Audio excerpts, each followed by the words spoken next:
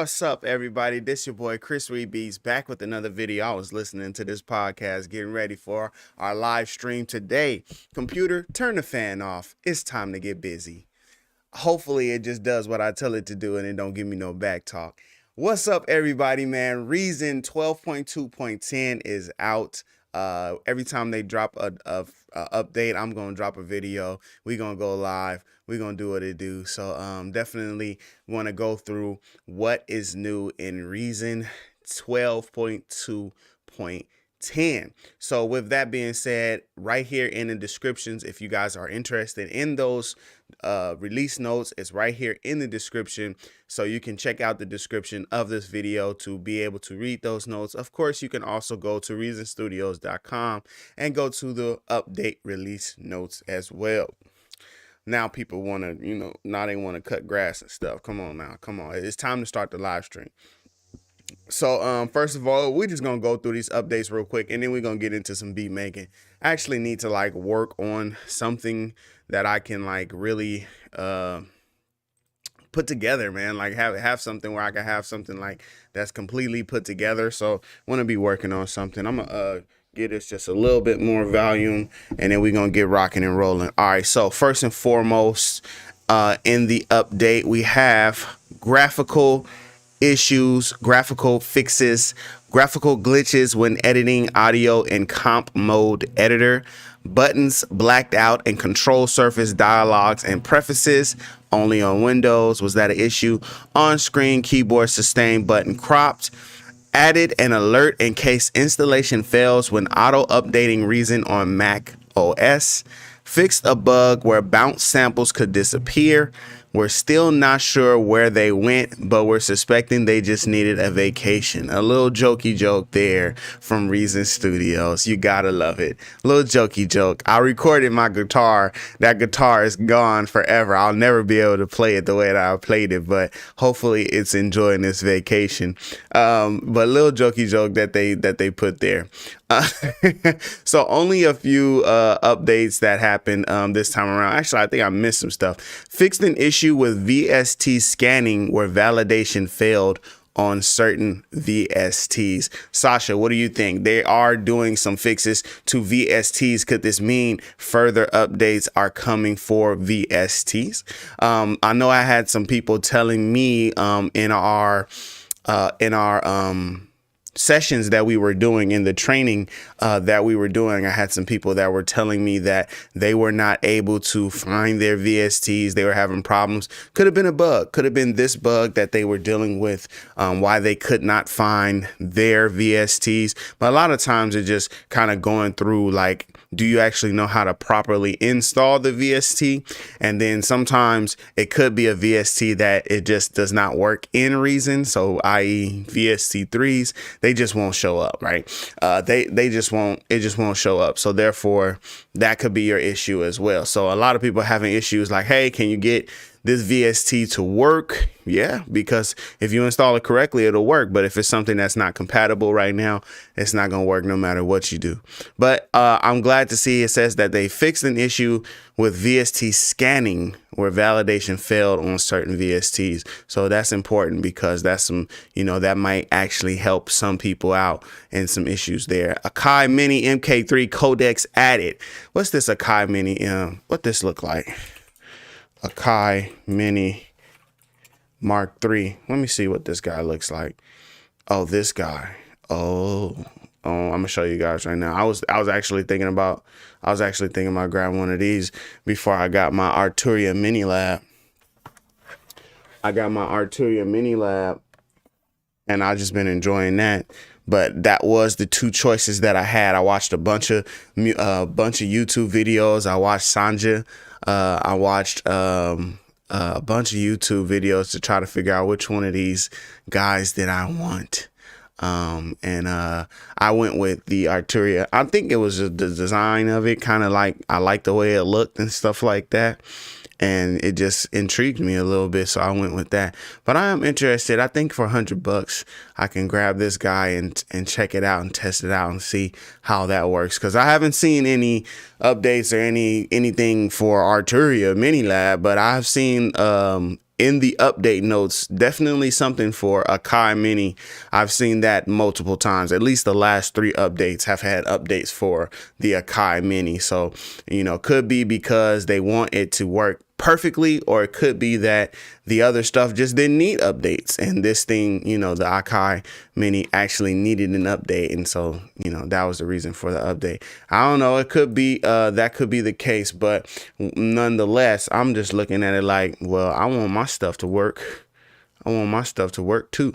So anyway, here's the I'm gonna put this guy up there. Here's the AKAI Mini MK3 Mark III, and it is nice. It has a joystick up there at the top. So this is the keyboard that they were making some updates for. So they made some updates for this keyboard. So yeah, I might actually check that keyboard out sometime soon. Y'all might see that on my channel soon. I want to do some product reviews. What are some product reviews you guys are interested in? I might do some product reviews coming up soon. Definitely checked out the Arturia. We might have to be checking out the rest of these keyboards as well. So y'all let me know what kind of products we can do some reviews for on the channel. Okay, other than that, fixed an issue where users with a large amount of rack extensions and Reason Rack plugin AU resulted in a failed reloading rack extension data alert. You was overworking your computer. You was overworking it. You was working that thing to death. You was loading up every single rack extension you had in Reason. You was loading it up, and Reason was like, "We through. We done. We through. We not going over this with you. You trying to do too much right now. Okay. I don't know why you trying to use every single instrument in Reason. All right. We done. It's too much. You doing too much. We through with you. Okay. We through." Reason say we through with you, but they fixed that update, so that's awesome. So those are the graphical updates and the other updates. Will these updates make my beat sound better? I doubt it. Nothing in here, you know, that would, you know, scream that would be the situation. So that is the Reason update 12.2.10. We're gonna do something different with our live streams today, because I noticed we live stream from 10 to 2, and that's great. That's 4 hours. We've been doing like 4-hour live streams, and sometimes I do like different subjects about those live streams. So I'm thinking about doing something a little bit different today. So we'll see how that goes. Let's get into some beats. We're gonna switch over to Reason right now. We're gonna get into some beats, and let me see. Let me load something up. If you are in here, you know what I'm saying, make sure you drop something in the chat. Let me know you in here. I saw Sasha was here, but let me know that you up in here, and we're gonna get started with the rest of this stuff. Let me see.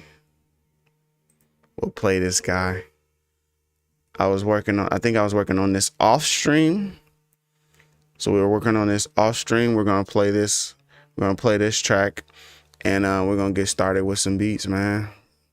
We're going to get started with some beats.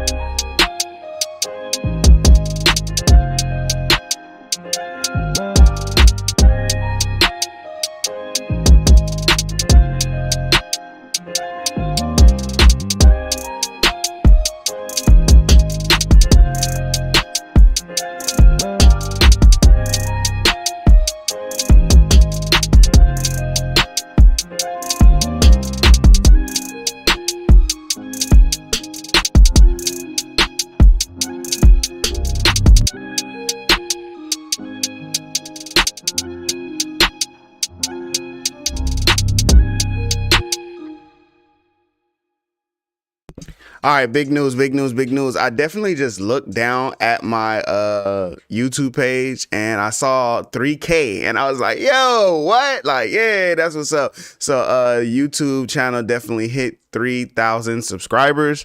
And that's like big stuff, man. I mean, I remember it was back, I was like at like 300 subscribers, and then, you know, I was like, all right, let's take this thing serious and let's see if we can, you know, hit the monetization, you know, let's see if we can, you know what I'm saying? Mr. Frosty Beast, man, what's good? You know what I'm saying? I was like, man, maybe we can make it to, you know, a few thousand, you know, maybe we can get to 1,000 subscribers.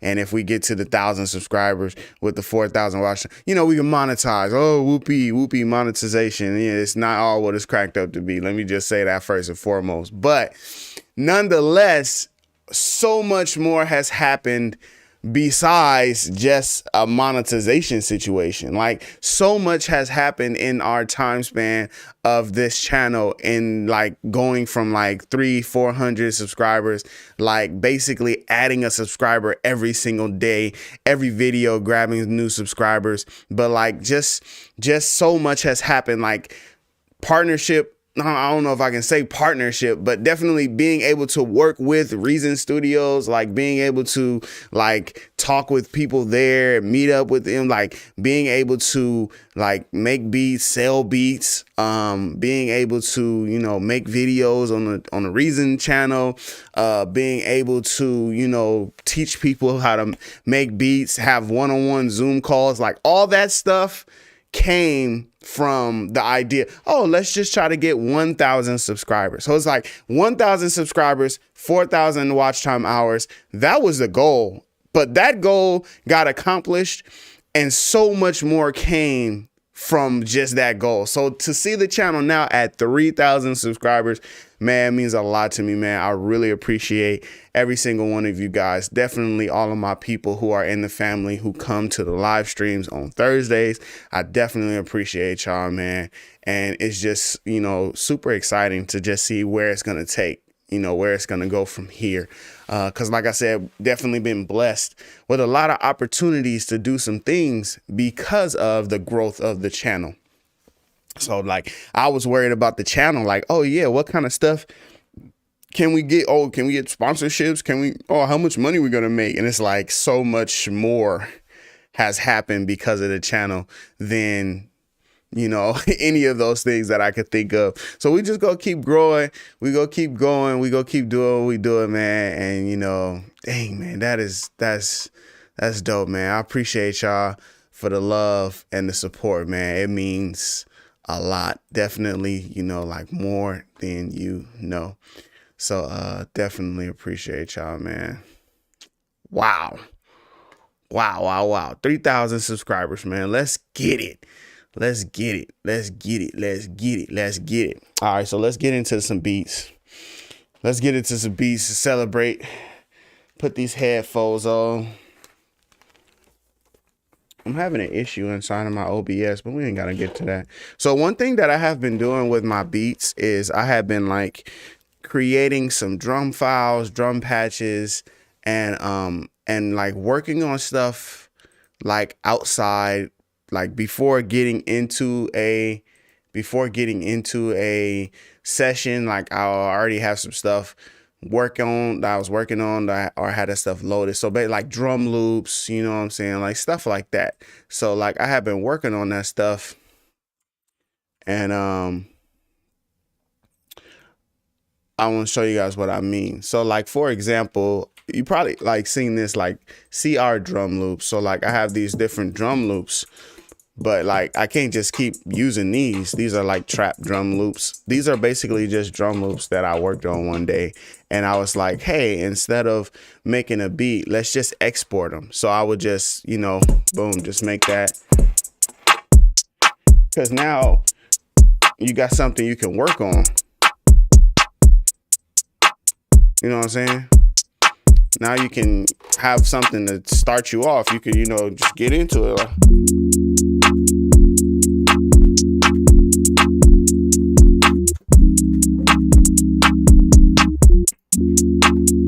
There is my sustain pedal.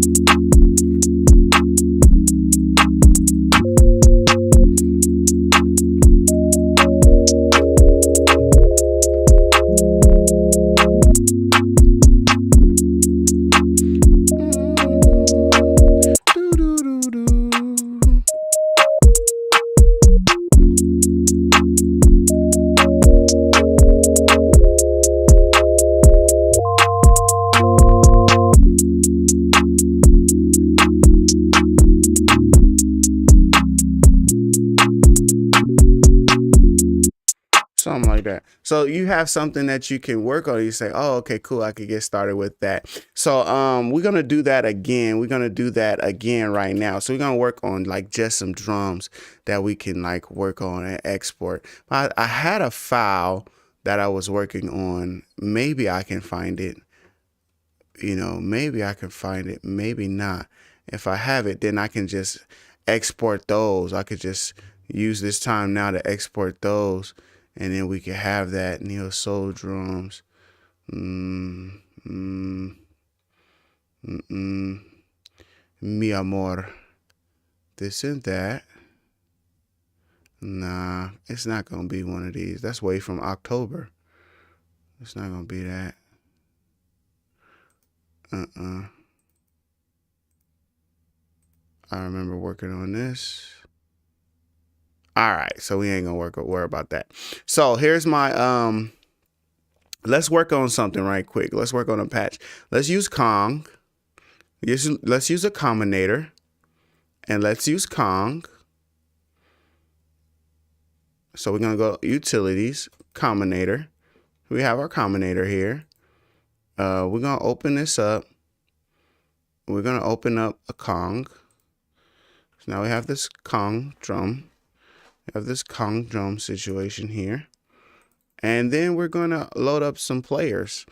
Drum sequencer is what we want to use. I have this idea, and so we're gonna run with this idea because I love polystep sequencer so much. We're gonna run with polystep sequencer instead of drum sequencer. And now I'm going to take a second to explain my reason for why. This is why we're going to do that, because drum sequencer, if we look at drum sequencer only allows you to use, I think it's 8. It only allows you to use 8 channels. So if we go to this player and we go to drum sequencer, which is not coming up. Here it is. We go to drum sequencer. If we load that in, we get 8 channels. So then what you could do is you could have 2, or, you know, you could have 2 drum sequencers, and in that way you would have, you know, those different patterns. But I'm gonna show you something real quick with drum sequencer and polystep sequencer. So polystep sequencer, you know, you can use the key and scale and everything, and you can, you know, for your melodies and for your music, you know, for sounds, you can use that. But if you just switch this to chromatic, now you have all of these keys that are represented basically in the form of you know, each individual key on your keyboard. So it's not a scale anymore, it's chromatic. It's every single key. So what that means is I can have all of these 16 drum pads just lined up based upon these keys, whereas I would need 2 drum sequencers. But then somebody would say, well, okay, but drum sequencer is 4 drums, right? Like, it's specifically for drums. Like you get this whole little playback mode, you get the slide, you get the speed, right? And I like the slide especially. But guess what? You get a slide over here on the polystep as well. Oh, okay, cool. Well, you know, you can do velocity changes. You could do velocity changes in drum sequencer. Oh, they have velocity changes in polystep sequencer as well. Oh, okay. You have CV ends as well. You could do some CV stuff if you really want to get interested. Oh, well, you know, they have like, you could do like repeats inside of compulsion. I'll check that out, Blaze. What's up, Blaze? Good to see you up in here, man. Oh, you can have repeats for drum sequencer. You can have repeats inside of polystep as well. Polystep really is that thing that just be like, anything you can do, I could do either better or like just as good. Like, it's really just dope. So instead of doing 2 drum sequencers or something like that, we're going to load up some drums. And we are going to do, we're going to use the polystep sequencer to make some beats, to make some drum sounds, to make some drum loops, okay? So I'm going to just randomly pick a folder, and we're just going to load up some drums. Hopefully this folder is good. Here's some kicks. I actually like the way these kicks sound. These kicks sound pretty good. Let me turn my volume up. Let's switch back over to Reason. I like that. So now we can find this. So this is it's going to be on a C, and we could just place that here. There's our boom. So let's start it here. So here's our, so 1, 2, 3, 4, 5, 6, 7, 8, 9, 10, 11, 12, 13, 14, 15. We can get at least 15 of the pads, right? We can get at least 15 of the pads in one of these scrolls without having to scroll up or down. But at the very least, we can get at least 15 of those pads. So we can, you know, let me see. I'll pull up another sound here, so we can get something decent happening. So we'll do like a little, you know, like a little pattern here. Let me see this. This is playing C3. Let me see this. Don't lie to me.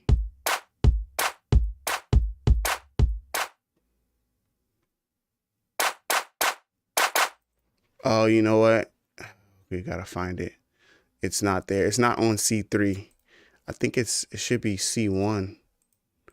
I'll tell you what you could do. You could just do this, and we're gonna press that, and we're gonna press that, and now it'll map it for us. So where is it at? Probably way down here at the bottom. There it is.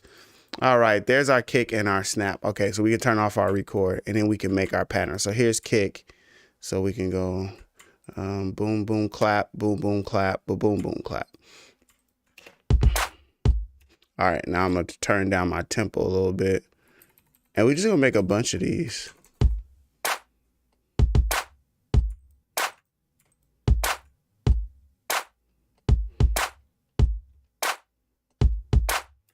Okay, but now we got to actually like get to something.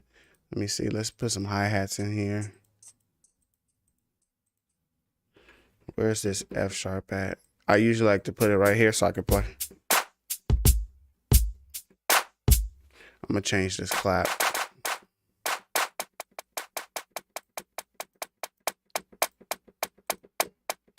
If we do something like that, make it sound real short. Sound real short.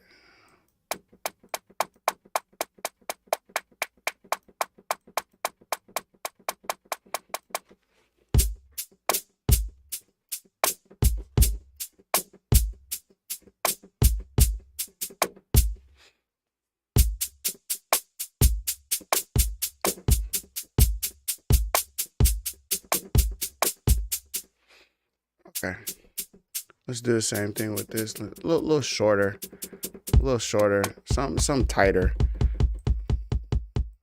And then for this kick drum, let's give it some boom boom. Yeah, some boom boom.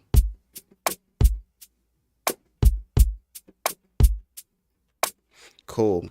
All right, so now let's just replicate that up in here. So here's F sharp. This is where our hi-hat would be. So we can just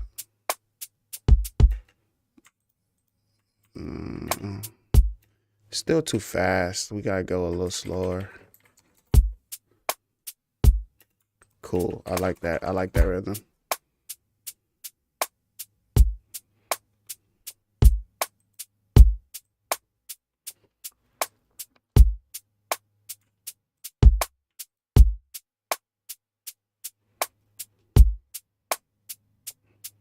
I like filling out the sounds. I like to fill out the sounds. It's definitely not like an EQ as I go type thing. I need to feel it. So I have to feel that, like, I have to feel like the drum is giving me what I want, if that makes sense. So I have to fill it out. So that's why I like add EQ or like make stuff loud. Cause if you get the feeling of it, for me anyway, that's how I usually do it.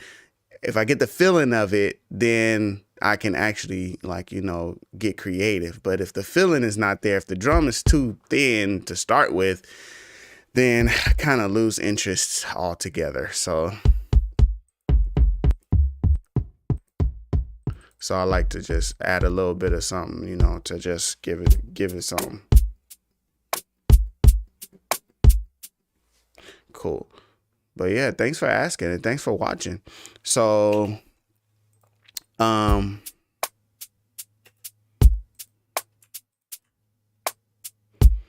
So I was telling you guys about the slide. So like you can slide these. See that? You can slide these. So we give these a little bit of slide so that they not hitting on that one right away. We can just slide them a little bit. And actually, if you set a certain slide, like so, see like this is highlighted and we have it set. So then when I delete this, when I add it, it's already set to that one. See what I'm saying? When I add it back in, it's already set. So now that has anything I add in will have a slide of 8. And if I want to reset it, then I just need to hit reset. Or I can click a different one. And then based on whichever one you have clicked last, that's what's going to be added in next. And I'm holding control to be able to add them a lot faster.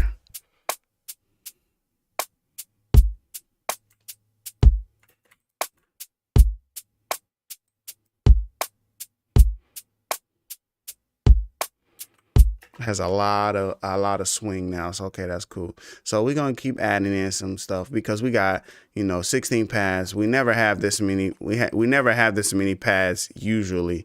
So let's add some other stuff in here.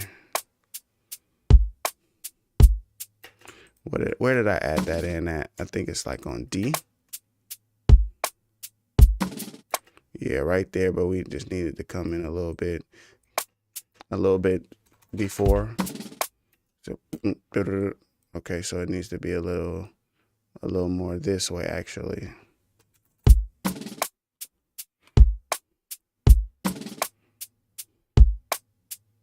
Guess what? They also have what's it called?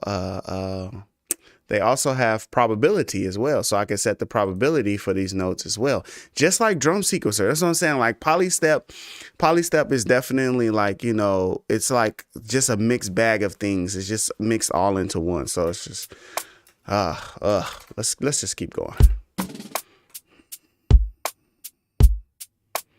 So that time it didn't play. So it's not gonna play every time. That's how probability works.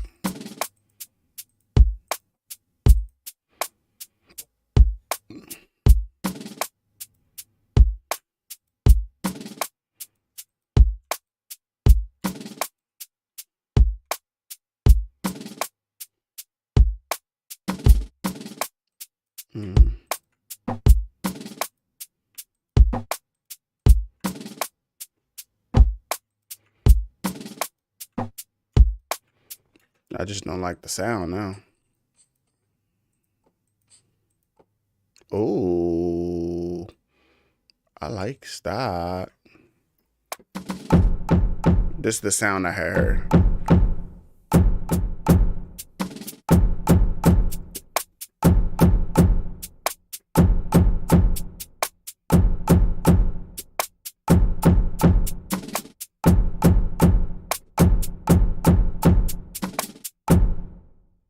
That's creative right there.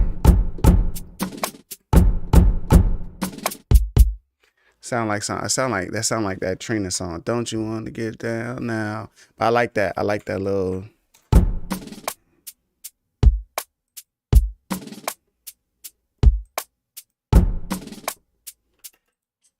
It's a cool little sound.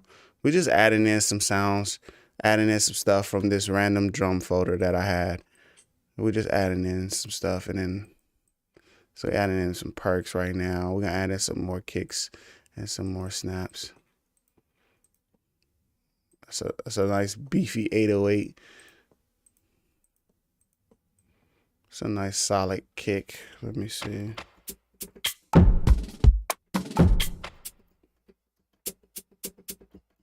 So maybe I would add like the next. I don't usually play a kick drum up here, so I'll probably add the next one maybe here. Here's our next kick drum, and let's go snare this time.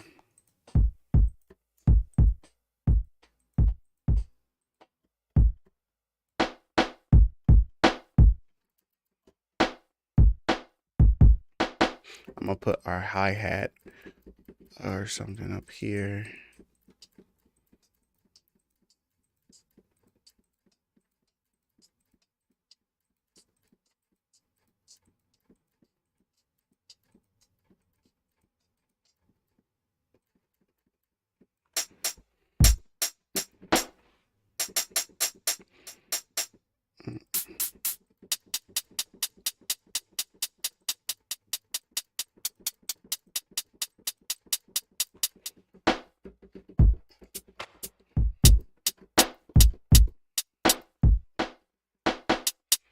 go lower.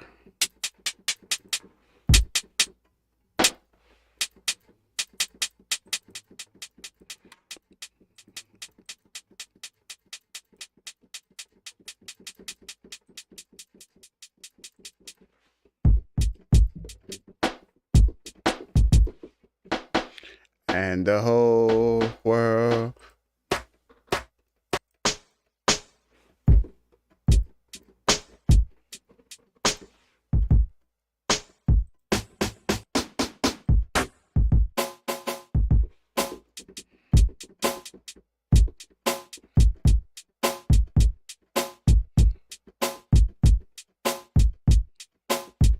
Okay. Need something right here. I don't think they have an open hi-hat in this one. They don't have an open hi-hat.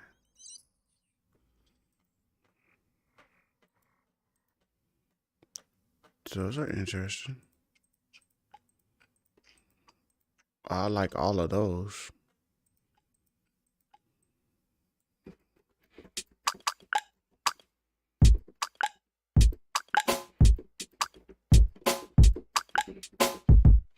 See, so like this, like this kick is gotta give me some. It gotta give me some.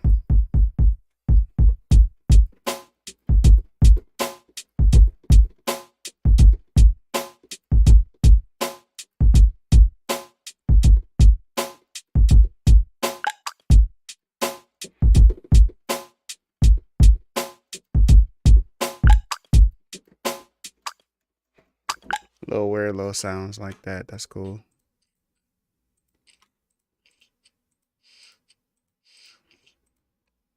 But just a regular open hi-hat. They don't have it in this kit. Maybe in here.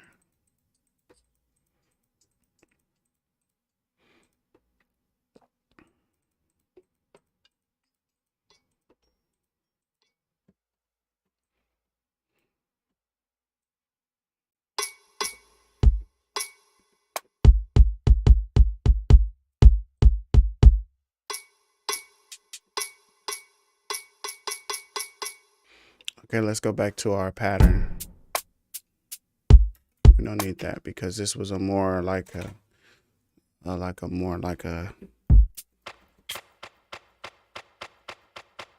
maybe we can add something here on this F.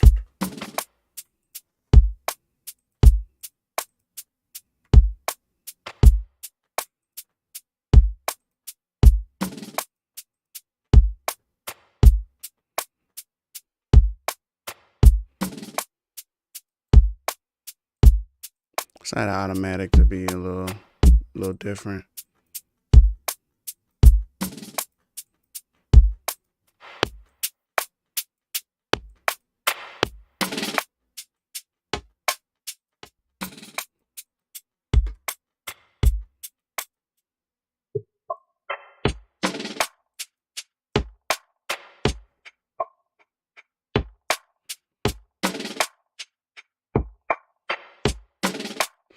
Okay, I want that Audiomatic to do that. I'm gonna add in a polar, not a polar, that ain't what I wanted. I'm gonna add in a pulsar. Where is it at? Is it in the utilities? Pulsar. I'm gonna add it to the transform over here on this CV. So it'll just automatically do it for us.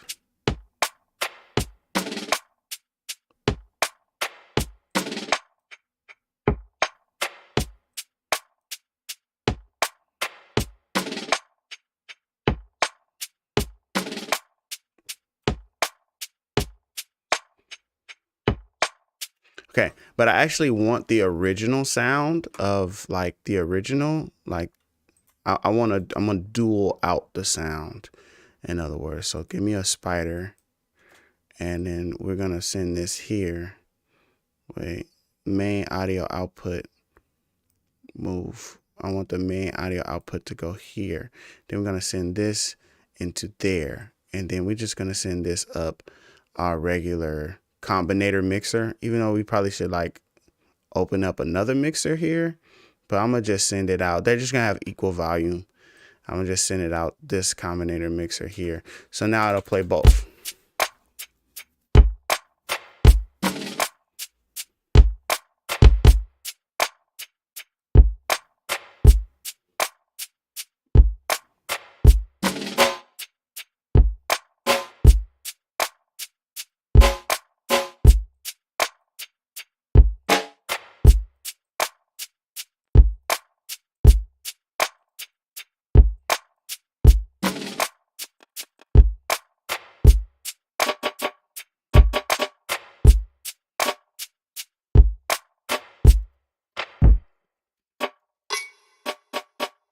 So this is on A.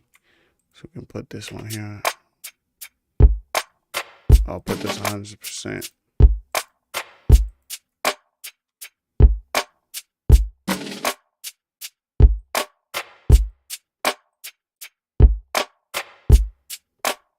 Cool. Duplicate to all variations. Go variation 2. We change up the drum a little bit. Let me see.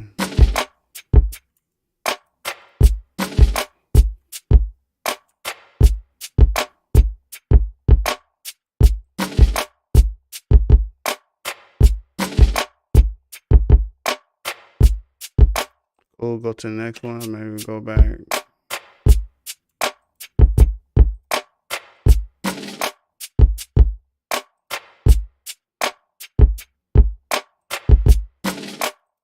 Cool. New variation.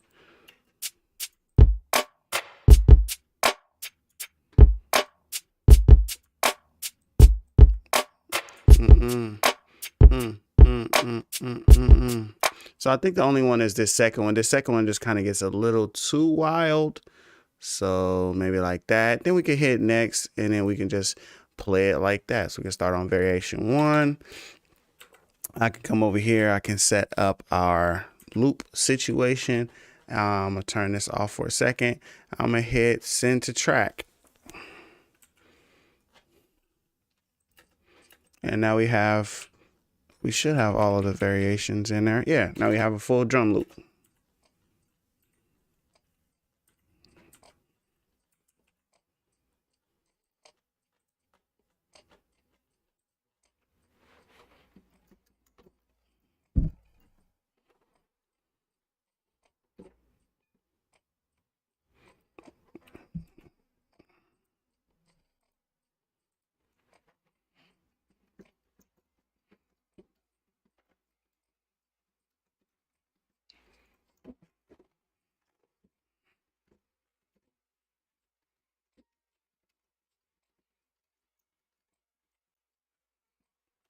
Okay, so we want to do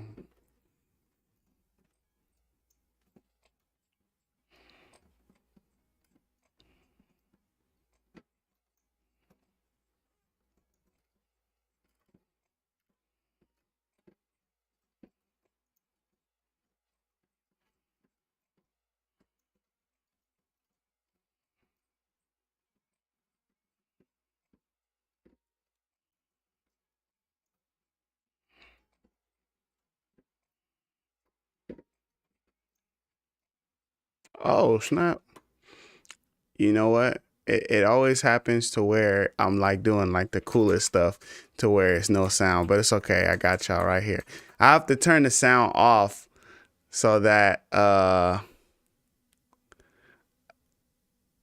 it's like I had to turn the sounds off to export it. Otherwise you can hear a bunch of garble. All right, anyway, whatever. All right, sound should be back now. Here you go.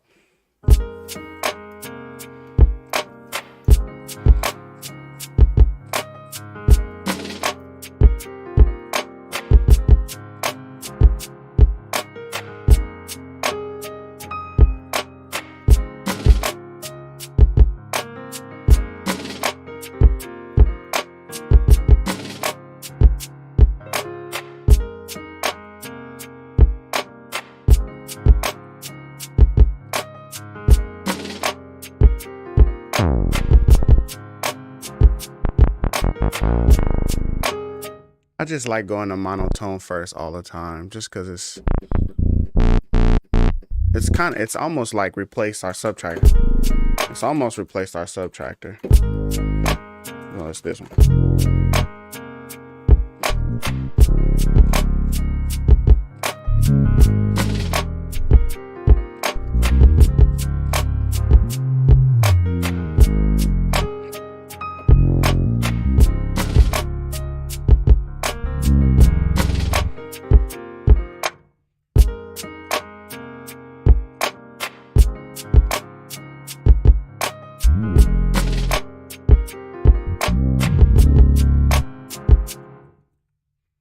Come on, Chris Brown.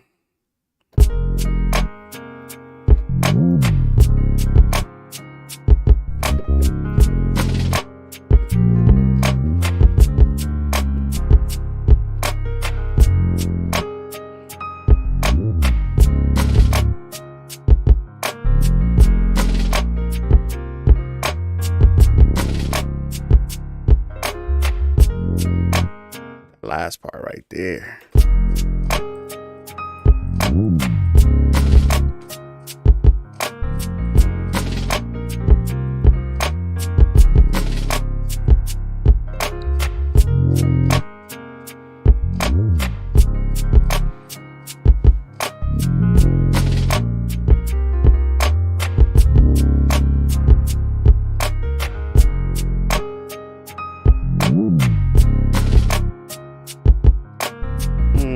Dun, dun, dun, dun, dun, dun.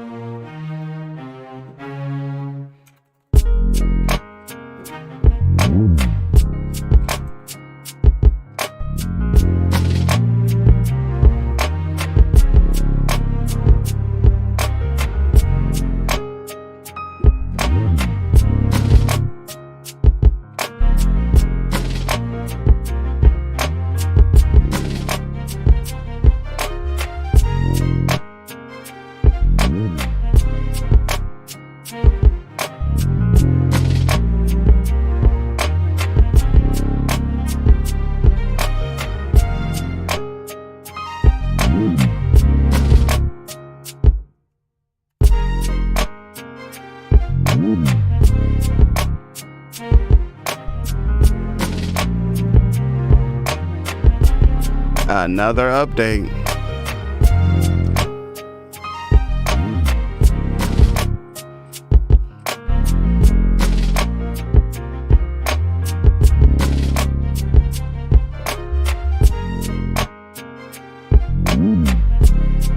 I'm gonna just cheat real quick and instead of playing, I'm gonna just play it real slow. So here it goes.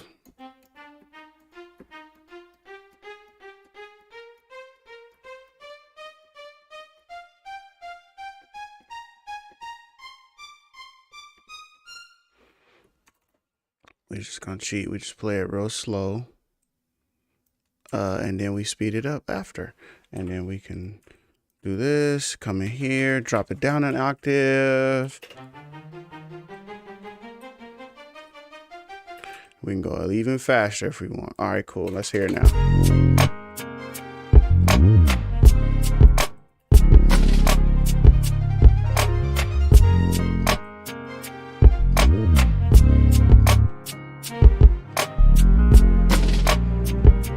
Pretty much just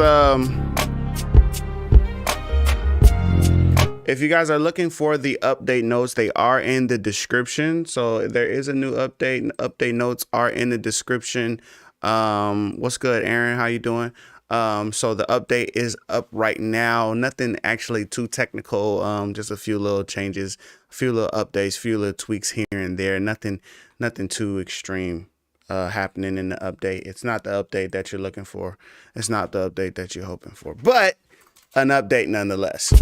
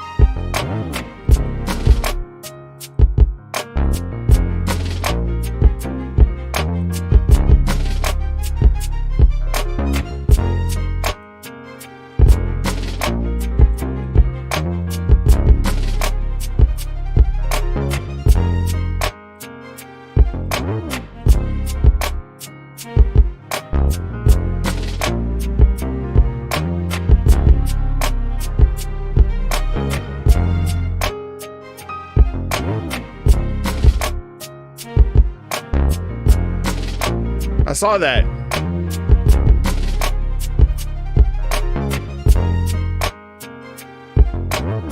Where is the camera?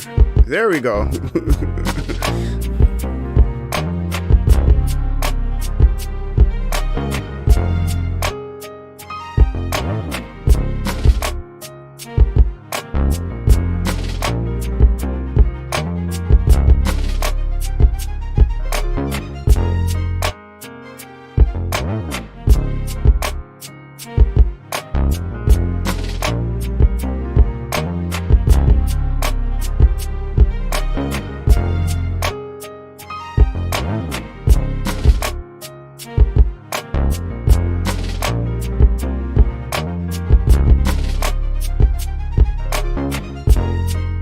It's the type of patch that it is. So this detache,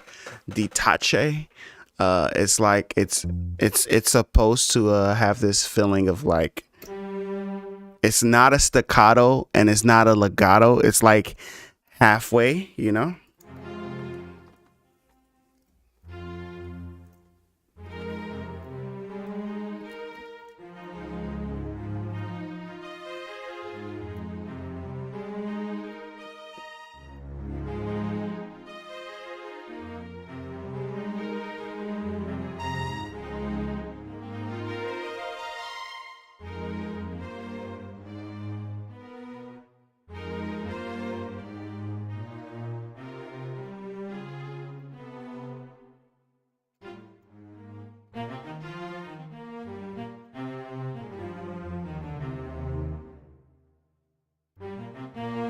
So it has this like feeling like it's in between legato and staccato. It's like if you play it a certain way.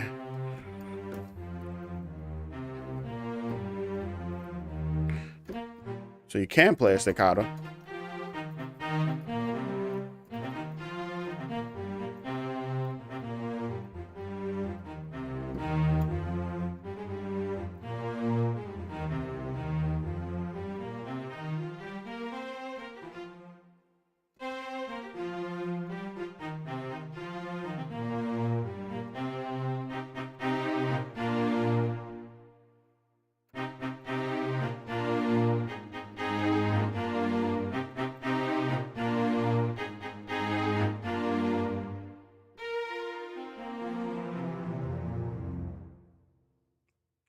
All right, cool. So that's that. So we have our drums here that I just took out on purpose.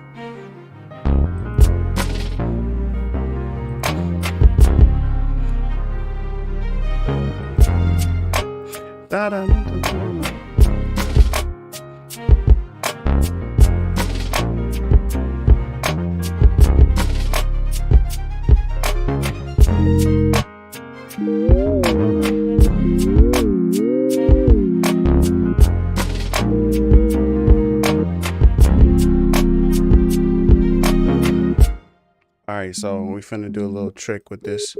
We finna raise this octave and then we're gonna go to 11 semitones. So that puts us one semitone below where we should be playing these chords. So here's the let's go down this way. So here's our, that's our chord, but it's not where it should be. It should be here. So we're playing it like that, right? And then what we're gonna do is we're gonna use this pitch bend to raise it back up the one semitone. So it gives us that feeling.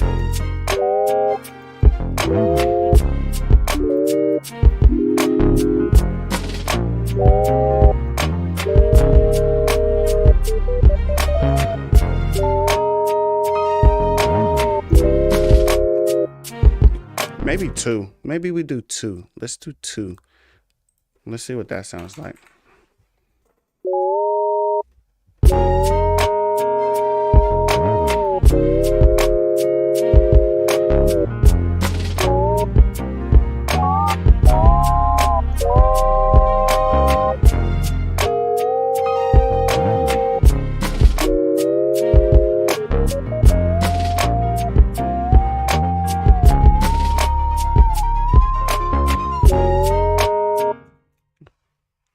I love the Maelstrom. Maelstrom is just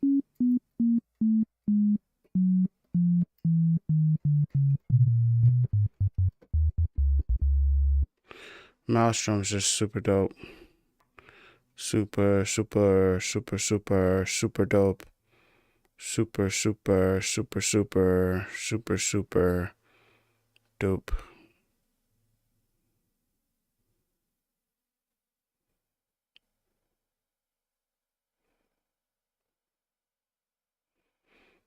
Super. Okay.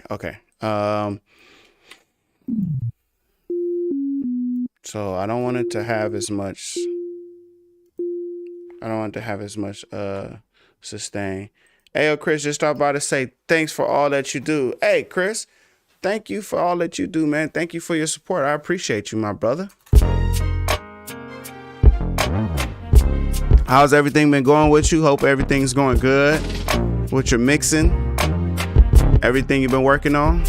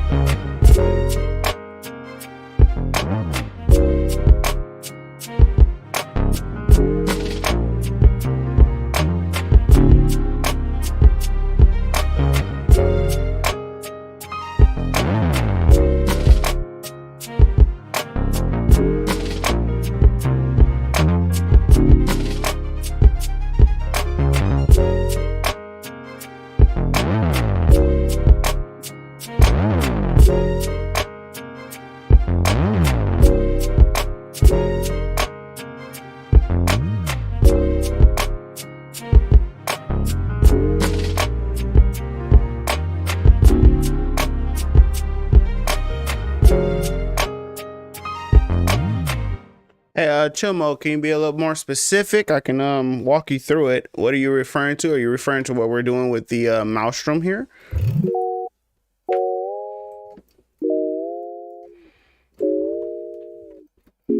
I did a similar effect, I think, in the last video, the last Thursday's video as well.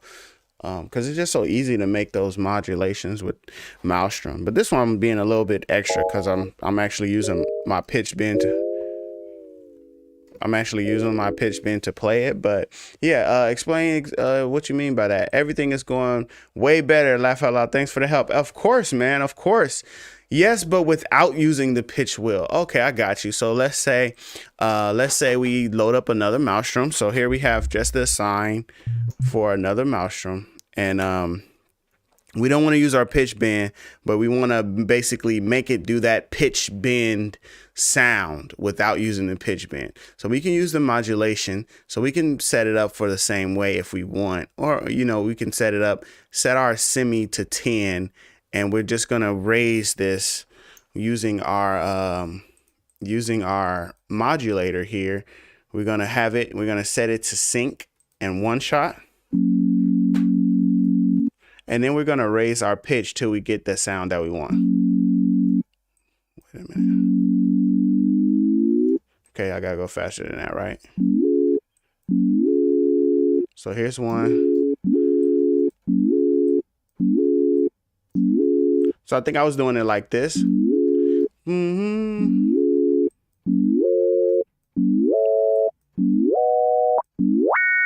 you got to find the number. Got to find the number that puts you back where you should be.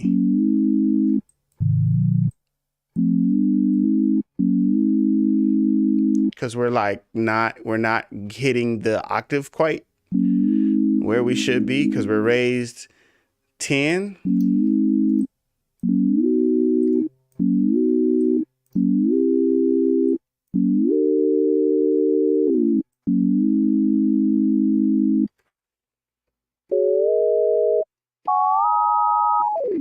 So that's the mapping that you would need to do for that. Hopefully you can see that with this maelstrom here. That's the mapping that you want to do. You basically just had that one shot, and that one shot, the one shot means the modulation only happens that one time through. So it goes and then it doesn't do it. So if we turn the one shot off, it's going to keep repeating.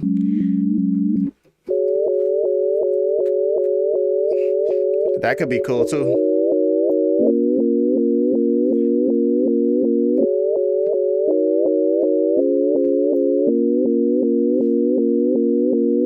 Probably do something real cool with that. You know, you can add in some, I always go straight to like gadget to like give me something different.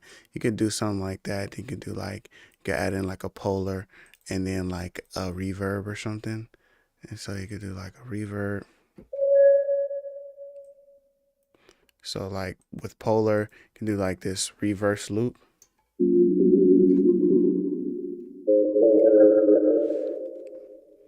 Hold on. You can just make a little creepy sound.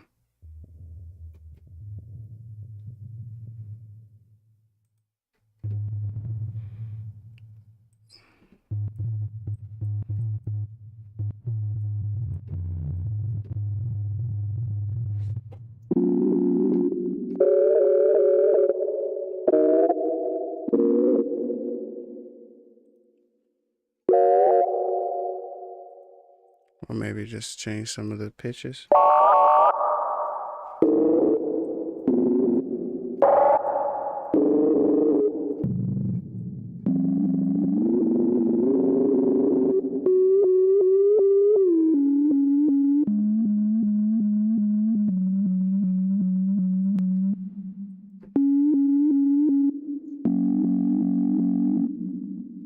Anyway, maybe not polar.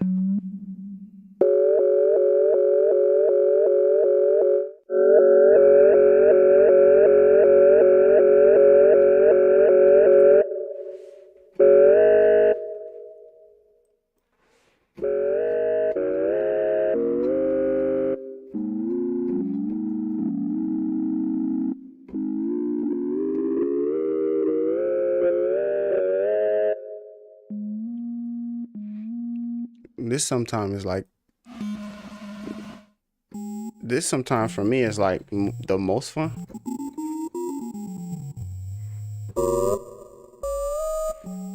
Just like seeing what kind of sounds we can come up with. But like, yeah, that's that. You can like.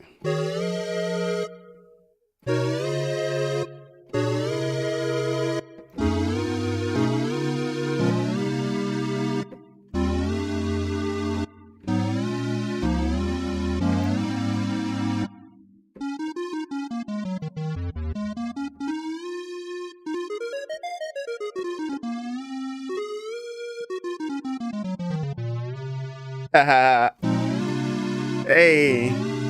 Woo.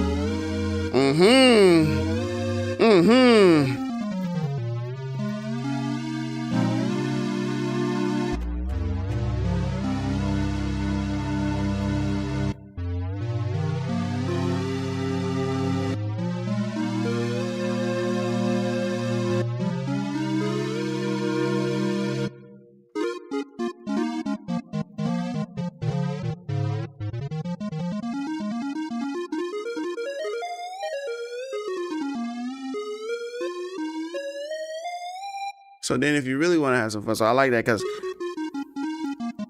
so you can still play that and you can still do your chord, like, right? But if you wanted, you can change this mod wheel so that it changes the actual mod. So now it will only do that if I roll the mod wheel.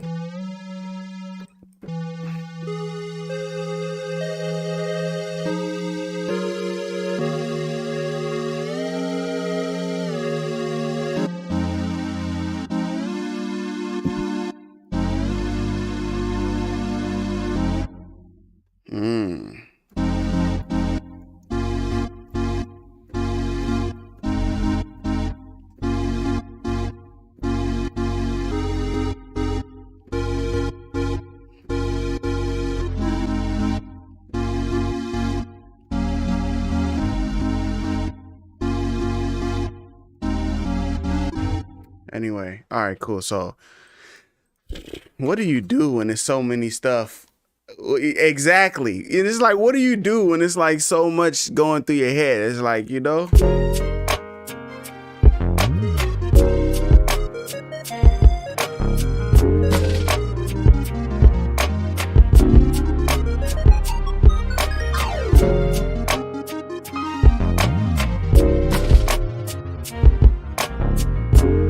Yeah, man.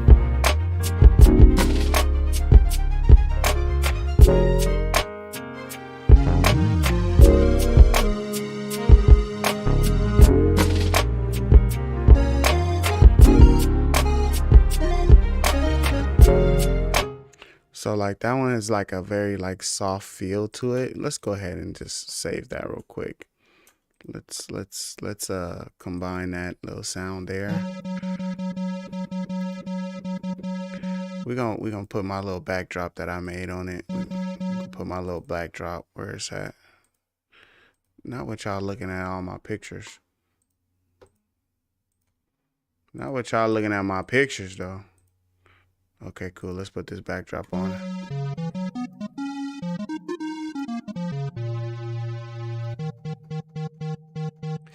What's your opinion on a regroove mixer? Do you use it? Yeah, definitely use a regroove mixer. Regroove mixer is super dope. So for example, like I like using it if I play something and I have like a certain swing to it. I like creating my own user. The thing is, chill mode, that's the main reason I would use regroove is like the slide. That's the thing I would do a lot is like I would use it for this slide button here. I would just use slide. Let me move your comment so that I can show everybody. I would use this slide feature here a lot. So like this would just like, or maybe even like here, I would just like initialize and then like I will only use the channel for the slide. I wouldn't even use these like groove like settings that you can choose from, the patches. I wouldn't even use them. I would basically just use just the slide. So, you know, because the slide is cool because you can just instantly create some slide, you know, but it's also just as easy to go in and like highlight something and then just move the position. And you know, that's the nudging, right? It's easy. So it really just depends on what I'm doing. If all of these notes are together and they're on, let's say it's move to new note lane. If I do this and now they're on their own note lane, well, now I can just use the regroove mixer and I can just select the regroove mixer and I can just select that. And then now I can apply that there.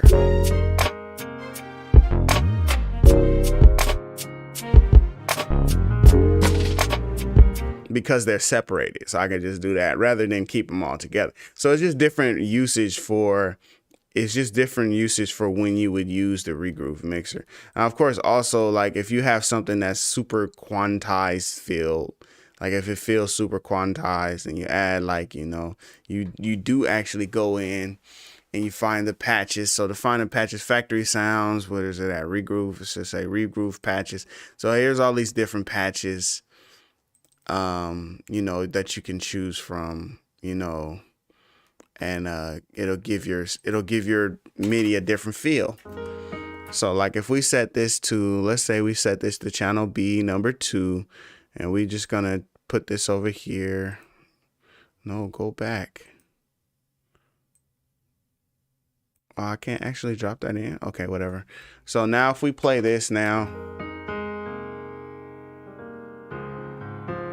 it's gonna sound different.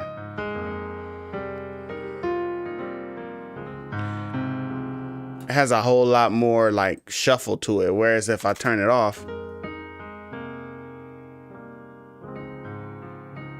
I actually played a lot more straightforward than what, you know, so it really does have a, you know, a nice little feel to it. So you could go like 50%.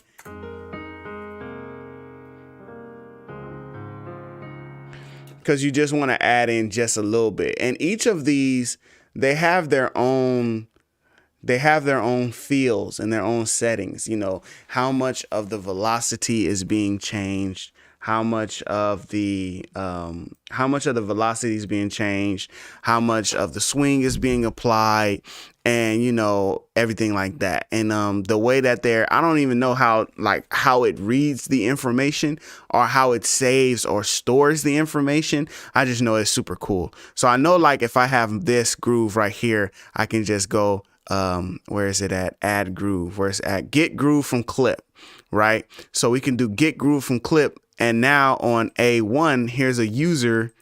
There's our user, but look, where is it? Like, where does it store it? It doesn't store it anywhere, so you can't have it, for later use and whatnot.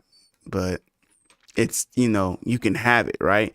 So I don't know how it's stored or how it gets it, but like, they were able to create all of these different grooves. So it's just kind of like, all right, just use the groove that they got. So they have all these MPC shuffles, certain shuffles that you can choose from, everything like that.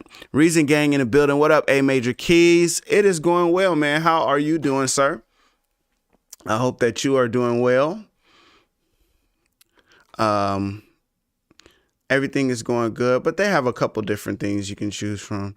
So you can, go through and check all those different redrum situations out.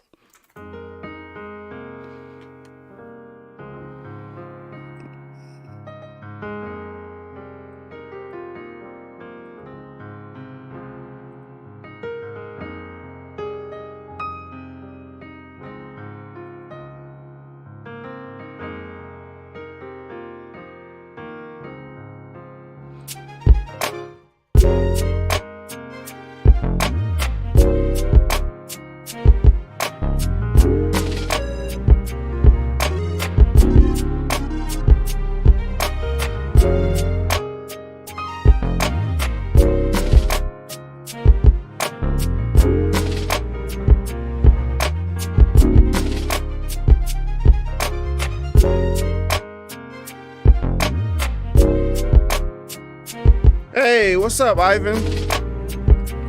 All of the update notes are in the description, but mostly just some cosmetic, just some touch-up stuff. Some AKAI mini codec was added. They fixed some issues with some VST stuff. They fixed a couple different issues, loading up some stuff, instruments, small fixes, graphical glitches, stuff that would happen in comp mode. They fixed some bugs. They fixed some bugs here and there, and they fixed some stuff. But if you want to look at it specifically, you can catch the beginning of the stream, or you can check out the description. You can check out the description. Whoa, does that say a new member? Look at that. Hey, congratulations. Hey, man, thank you for joining the channel. New member in the building, the McEastlands. Really glad to have you join our channel. Definitely, there are some added benefits when you join the membership here for Chris Reed Beats. Man, I mean, a historic day happening here. We got 3K subscribers, and we have another member. That's super awesome. Welcome to the Avid Readers. See what I did there? Because my name's Chris Reed. So you're an avid reader because you read avid. You see, like, anyway, thank you for joining our channel, Avid Readers. And what that gets you access to is patches, custom patches, loop files, sound kits, drum kits, all that you can download in the channel community members lane. You can go there. There are links there that only you have access to. Only you have access to those links because you are a channel member, and also gives you exclusive live streams, exclusive videos, exclusive behind the scenes looks, lots of cool stuff there. So also with that, just want to just say thank you for supporting the channel. It means a lot. It means I can actually be able to come here and do what I'm doing right now and like talk about Reason and talk about beat making. It means that I can actually do that and have some support from you. So I really appreciate you for joining the channel, and I hope that you appreciate all of the great stuff that are in the community tab. And of course, we update that monthly, so you will have new sound packs, new loops, new drum kits. Just depends on what we decide to give out there. But it's a part of your subscription. So yes, Reason Gang channel member, we appreciate you for joining, man. Super dope. Yeah. It's dope, man. It's dope.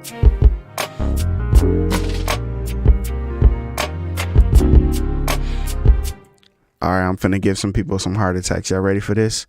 Watch this. I'm finna give y'all a heart attack. Look up here at the top corner. Look at that. It says document 2. I ain't saved this yet.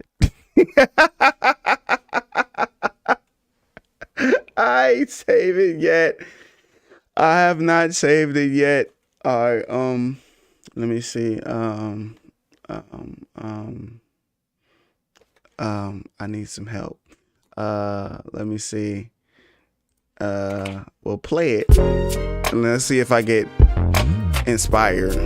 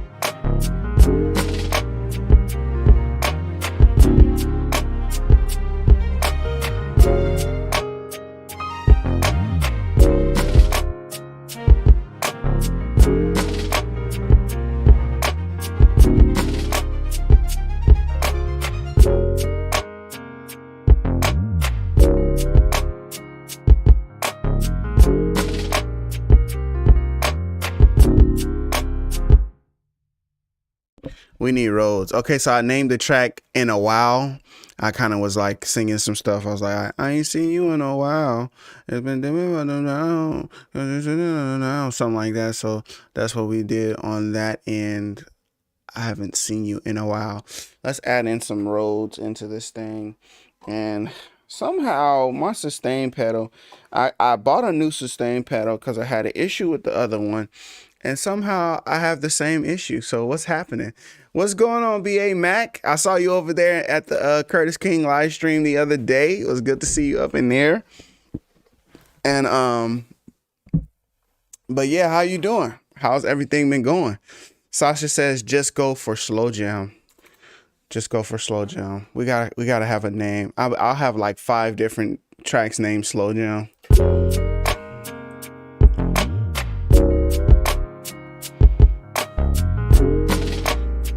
Ooh, go for a guitar. Okay, let's do these roads and then we're gonna go guitar. It's too low, go higher.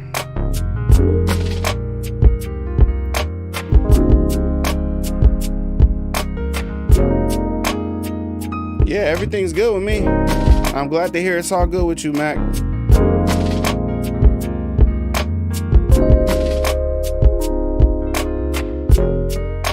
I'm glad to hear everything's going good with you.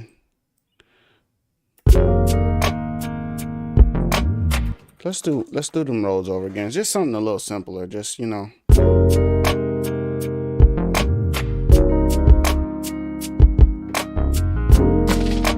It's sleazy. What does that mean? Does that mean it seems like it'll like walk up to you and say like a bad punchline?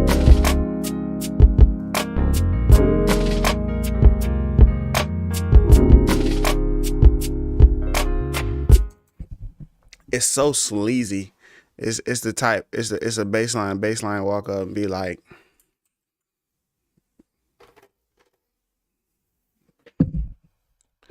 you must be like a PS5.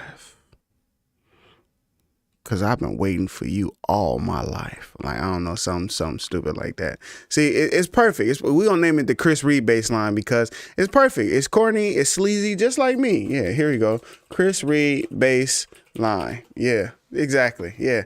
Couldn't come up with nothing better than that on the slide. Listen, that's why I married my wife. Okay. I said, take me out the game. Okay. This ain't for me. Okay. I found the one that I want. I got her. She like me. You like me?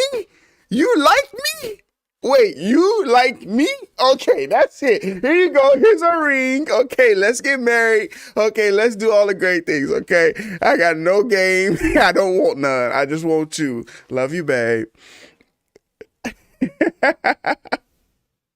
Oh, man. She is, Mac. She is. She is. She in here somewhere.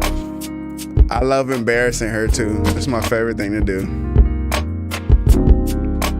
Me embarrassing her for no reason.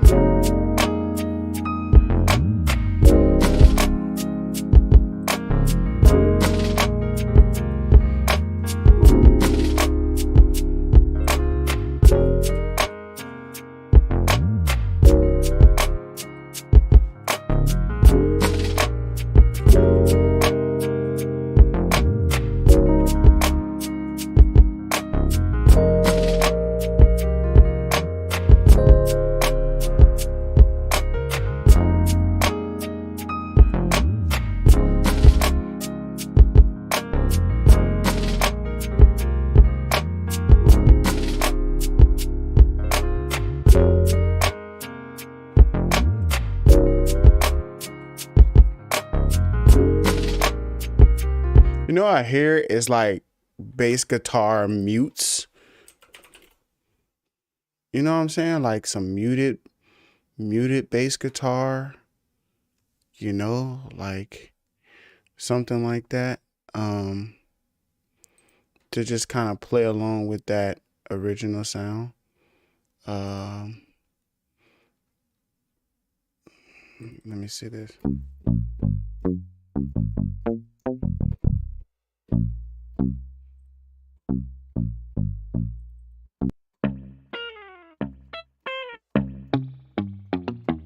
It's not this. That's not what I'm hearing.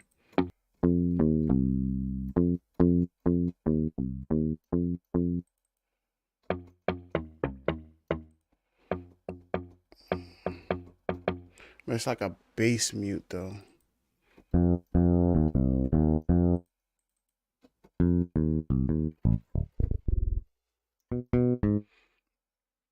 Stupid name generator. Oh, stupid name generator. I need a name. I need a name, please. I need a name because I can't call you stupid name generator. I just, or maybe I need to just randomly generate a name. Okay, maybe I just need to generate a name for you. Yeah, more like that. Yeah, something like that.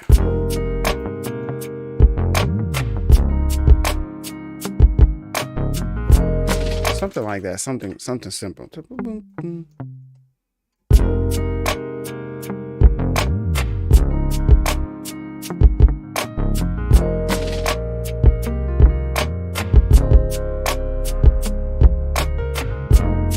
I need a name, stupid name generator.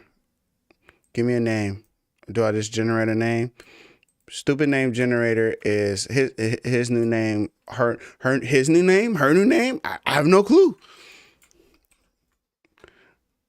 Roger, man. Now I gotta remember. Now I have to remember that his name is Roger. How are we gonna do that? What? I should have just left it as stupid name generator. How am I gonna remember that? I appreciate you, Roger, man. Thanks for coming into the chat. Now I gotta remember every time I see your name. I gotta remember his name is Roger. Okay, let's see how well I do with that. Cause I couldn't do the stupid name generator. I felt bad.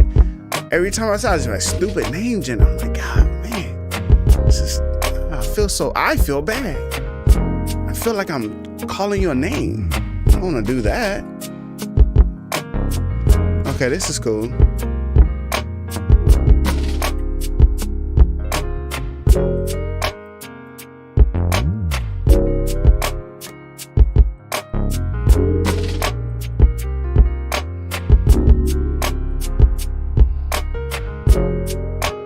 He said, I'll get a better name.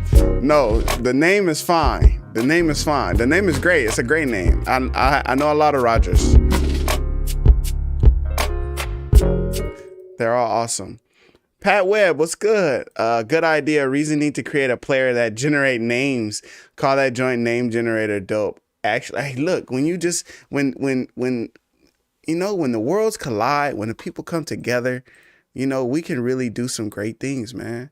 We can come up with some really cool stuff. And I like that idea. That's a cool idea, you know what I'm saying? As for a VST, I had an idea. I'm not going to tell y'all because, you know, that's IP, that's intellectual property. I'm not going to tell y'all exactly what it was, but I had an idea and I was like, man, wouldn't that be cool? I'm going to tell you like some of the basis of the idea. So the basis of the idea is, you know how there's like Shazam technology, right? So what Shazam does is it listens to your music and it goes, oh, okay, that sounds like blank, right? So it goes, oh, that sounds like blank. And when you listen to music on Apple or like, you know, wherever you listen to music on, you know, that app that's green that shall not be named. I'm not naming that app, but that app, whatever.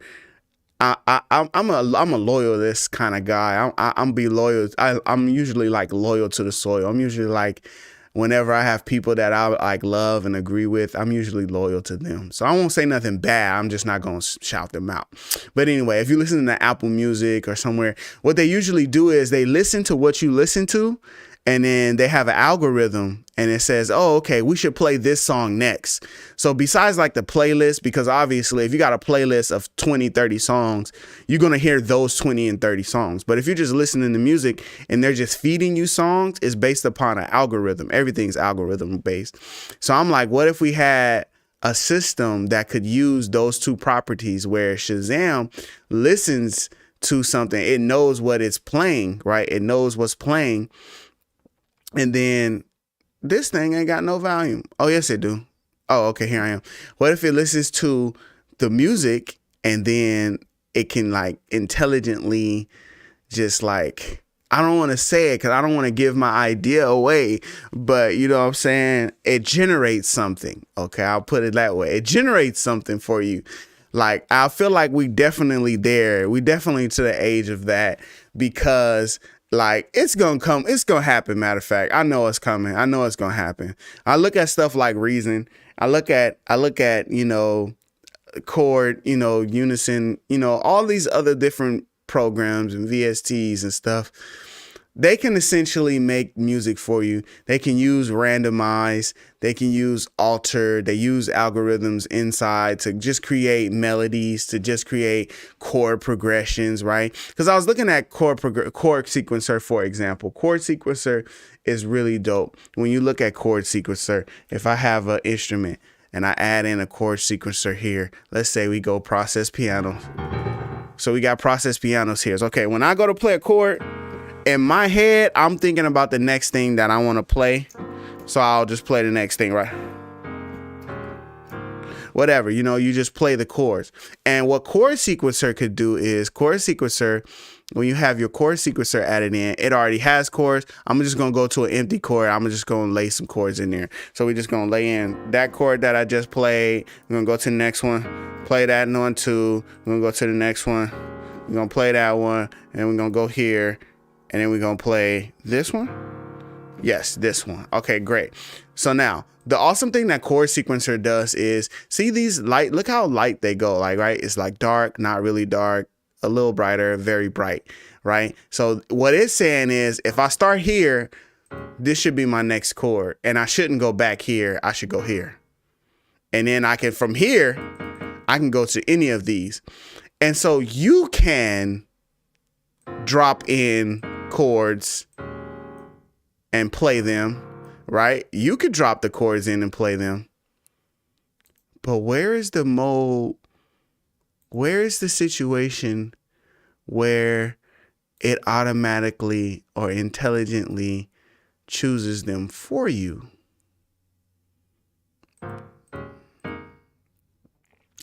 How do we get chord sequencer to not only give us like, oh yeah, these chords would be nice, but no, like you do it. You drop these chords down. You just choose a chord. You choose a chord sequencer. You got the chords in there. You choose a chord. So we have it where it's at generation level. It'll generate it for us. It generated this chord progression. It could say, oh, these chords go together. This chord could go anywhere, right? But it's like, you generate it for us. I want to play Floetry. Do it for me.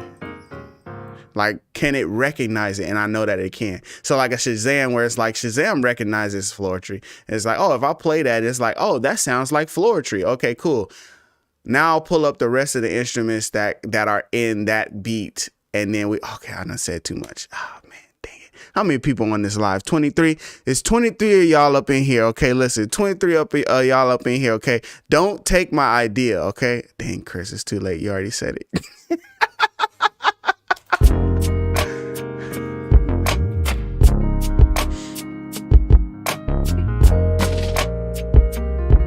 Well, that's the thing. Like, that's the thing.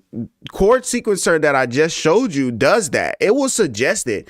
So like, for example, if I'm here, if I start on this chord, it's already suggesting a chord sequence for me. You know what I'm saying? It already is it's suggesting it for me. It's suggesting I go to any of these notes, any of these other chords. So if I go here, okay, clear this. Okay, cool. So I'm gonna start here. So if I start there on my chord sequencer, then it's telling me, it's suggesting me, oh, go here.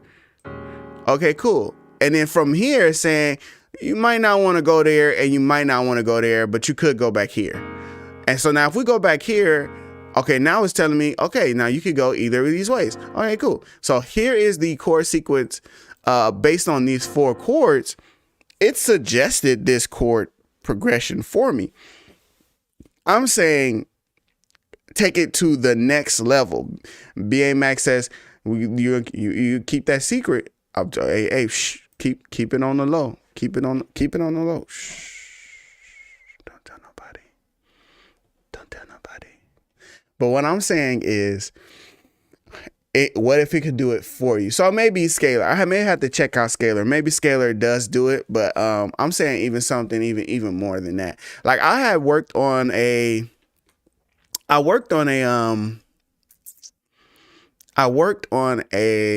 combinator one time.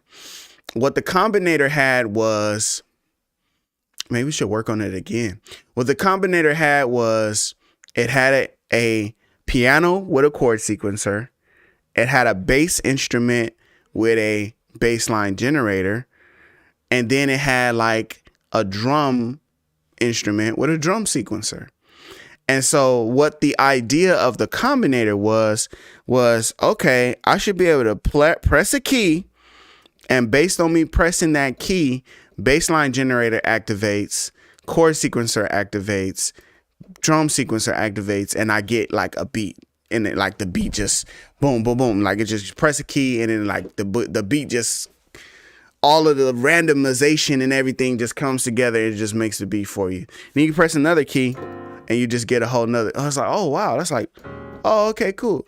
And then it's like, and it just you just press one key and it just makes the whole beat. Because I think that's the future. The future of it is, it's no longer going to be us stealing each other's loops and melody ideas. It really is just going to be like, give me this kind of type of beat, and then it's just going to be computer generated. The same way that pictures right now can be computer generated. You can put into, okay, I'm not talking to you, Amazon, okay? Just chill, just relax.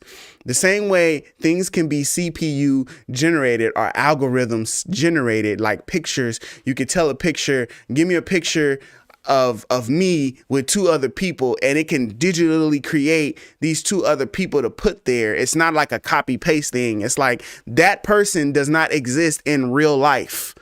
The people that it adds, they don't exist in real life. The fact that you could do that algorithmically with images, and images is something that you would think is even more complex. Like, how do you tell the computer this is a cloud, and it knows that that's a cloud, but there's also like 10 different other types of clouds? That's way more That's way more like advanced or extreme, way more than music. Music has like, I mean, you'll run out of fingers just trying to list genres, right? Like you'll run out of fingers just trying to list genres, trying to list instruments, like different instruments. So you would think that it would be, if you could do it with images, I guess what I'm saying, so many different things that you would have to categorize in order to teach the CPU how to algorithmically create something. But in music, like there's a lot of variety as well. But like I said before, like MIDI is one of the greatest inventions ever created. Like MIDI is so dope because it's basically saying, yeah, this signifies this. And for a long time, we didn't have a way to do that. You had to know how to read music. You had to know how to read a scale. And so like you had a piano, but you know, or harpsichord or whatever you had, but like to differentiate, okay, I'm playing this note.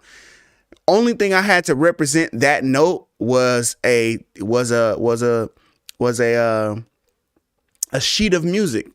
Right, a music sheet. It's the only thing I had to recognize it. But now, like with the piano roll, like we take for granted the piano roll. Like as music producers, as musicians, we take the piano roll for granted, okay? Because that thing is super powerful to be able to say, oh, C, I want to play a C, and there's my C, and I can play the C, and it's always going to be that. So we know that within these 12 keys, these different pitches and these different tones that we have, you know,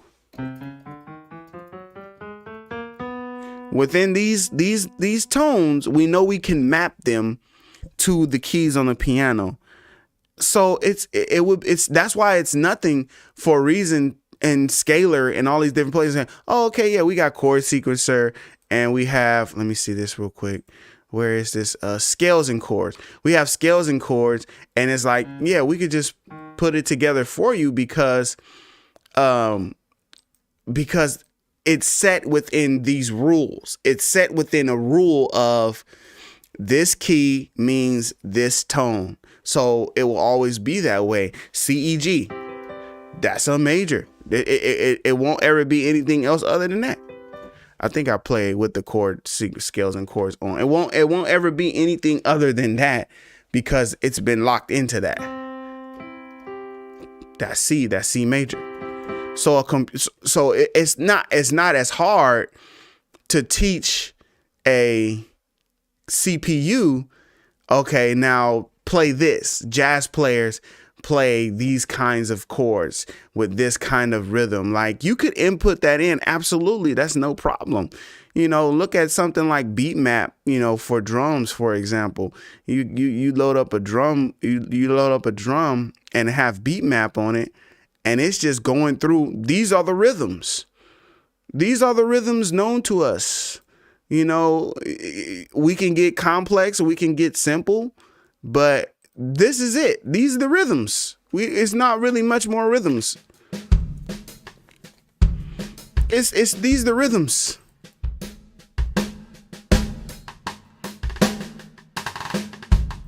So we can, like, you know, change some stuff if we want. Let me see, where's this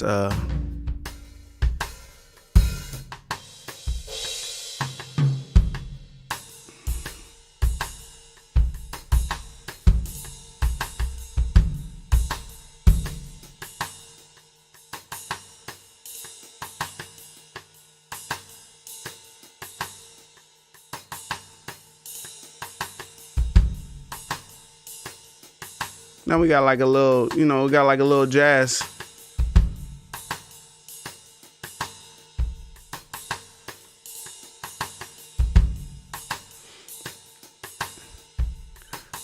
We got it now. That's it. We got it. Then we come up here. We say, go to chord sequencer. We say, give me jazz and fusion.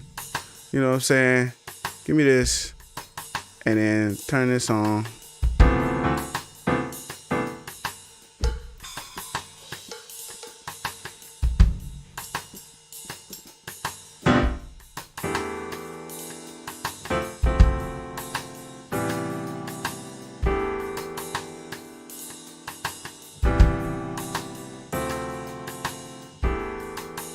There's three fingers.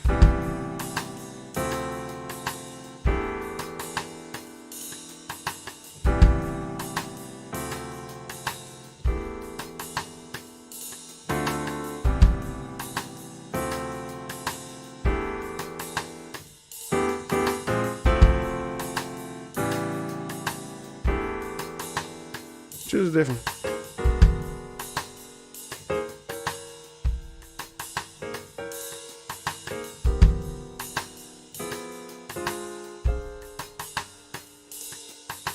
So of course it won't like y'all see that this is the part of the stream that I'm going a little ADHD. Let me calm down. Let me read some comments. I'll read some comments real quick. I think it can be done too, because even though there's a wide variety and spectrum within music, you still only have A, B, C, D, E, F, and G plus sharps and flats for the CPU to work with. Exactly. It's not a whole lot. There is locked in this set of combinations. 1, 2, 3, 1, 3, 4, 1, 5, 6, even in chord progressions. There's so many, the 251 chord progression is in probably like 80% of the music we listen to. Different chord progressions are they're in every single song. You could pretty much play every single song in the same chord progression. So why couldn't a CPU just generate the whole song for you? I want to get into that Stevie Wonder type of modulation and modal interchange. I mean, don't we all? Don't we all want to, be able to make that music like Stevie? I mean, Stevie is, he a robot in himself. Like that music is, man, beautiful stuff. But it won't give you soul. I don't believe in this kind of things. It won't give you a soul, huh? It won't. I mean, it's definitely not gonna. One day you will hear a song that's like completely, because like they have artists that are completely, algorithm generated. The rapper, they had that one rapper or whatever that came out, but one day we're gonna have something like, it's like, okay, the beat, the song, the vocal, like everything was just computer generated. And then it's gonna be like, they could get that far, they could get that close to it. Because the thing about the images is like the images didn't start off that way. Like Photoshop has always had like content aware and like, different things that you can do with that in order to like, smudge out and, fix your images and stuff like that. But it's just never been that great. It had the ability to kind of like find certain parts of the image, but now you can like click and it knows the difference between a foreground and a background. It knows the difference between a sky and like just a background. Like it can tell the difference. But it didn't start that way. It eventually grew and got better and became that way. I think it could be the same thing with music, because music is like music is even less complicated in sense of the different colors that you can use or the different things that you could do with it. There is variety, but it's variety within, it's variety within a framework. So it can be done where it's like, oh yeah, that sounds exactly like that song. Now, will it ever be, John Coltrane or Miles Davis, will it ever be any of those, will it have that feeling? Like, I don't know, maybe eventually we'll be like, oh, was this made by this or was this made by that? Like eventually, we look at like different orchestras and strings and symphonies, like Beethoven and all these, people. And it's just like, these is just MIDI notes. These is just MIDI notes, and we could record the same little sound, the same pressure that you can do on the violin. We could mimic it to a point. So it's like we could recreate it and put the two songs side by side and say, okay, is this the original recording or is this the computer recording? And it's like, eventually I think we'll get there. And so then when we get there, then I'm gonna really need y'all to be members of the channel, because I don't know how I ain't gonna be able to make no kind of money for myself. How can music producers make any money at that point if the computer could just make the whole track? You know, I get you, Sasha. I prefer to do it myself from what I feel, but I just think that AI power will soon be capable of making music that way. It is soulless, though. I agree. But that's the truth. That's the thing about it. The thing about it is, like, it's coming. If you didn't know it already, as we're building these databases too, for them to build off of. That's the other crazy part, because that's what it needs. It needs something to look to reference. So when we say this is a drill melody, you know, or this is a drill,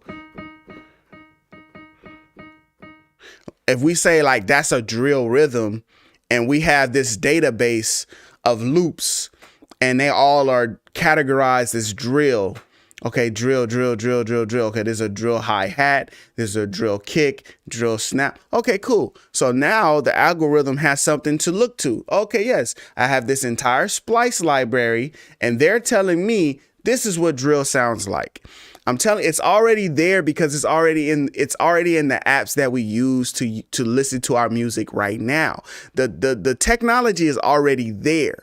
They already know. You listen to one song, it knows the BPM, it knows the mood of the song, it knows how the song feels based on, okay, the other 10 songs have this same kind of chord progression, they have this same kind of song structure, they have this same kind of tone, they even have the same kind of dynamic feel. You know, like, do things get loud in the song? Do they get soft? Or is it just pretty much, oh, it's just here. It's just thumping away the whole time here. Boom, boom, boom, boom. It can tell, and then it can say, yeah, so this is an energetic song. And obviously this person is listening to energetic songs. Play them more energetic songs. So it already has the capability of listening. It can listen to even specific instruments and recognize instruments. So it will say, oh, okay, in the first 10 seconds of this song, here are the first 3 instruments that you hear. And 9 times out of 10, people keep listening to this song. It must be because of these 3 instruments. It must be because when they hear the song, they hear these 3 instruments together: a snare, a hi-hat, and an 808. It's because they hear the Jaquil, I hope I said that right. Jaquil Jackson just said 145 is an instant hit. If you could just have that chord sequence, if you could just have that chord progression in the first 10 seconds of your song, people gonna stay to listen. They're gonna stay to hear what's happening with it.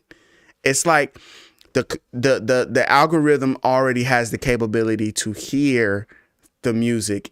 And now all they need now is just something to say, okay, yeah, this is this.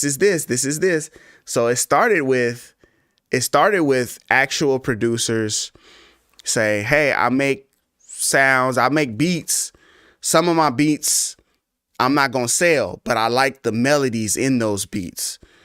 I want to create a sound pack. So here's my sound pack of my melodies and my sounds and my loops, and you can use them. And you can make your own beats with them, right? But you didn't create them. But that's cool, because you're using something somebody else used. So it's cool. You're going to resample them. You're going to repurpose them.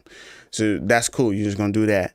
And it started from that individual doing that to now it's like mass companies that are doing it, where it's like, nah, we want the entire, like, you know, the entire company is based upon creating samples and loops to give to people, right?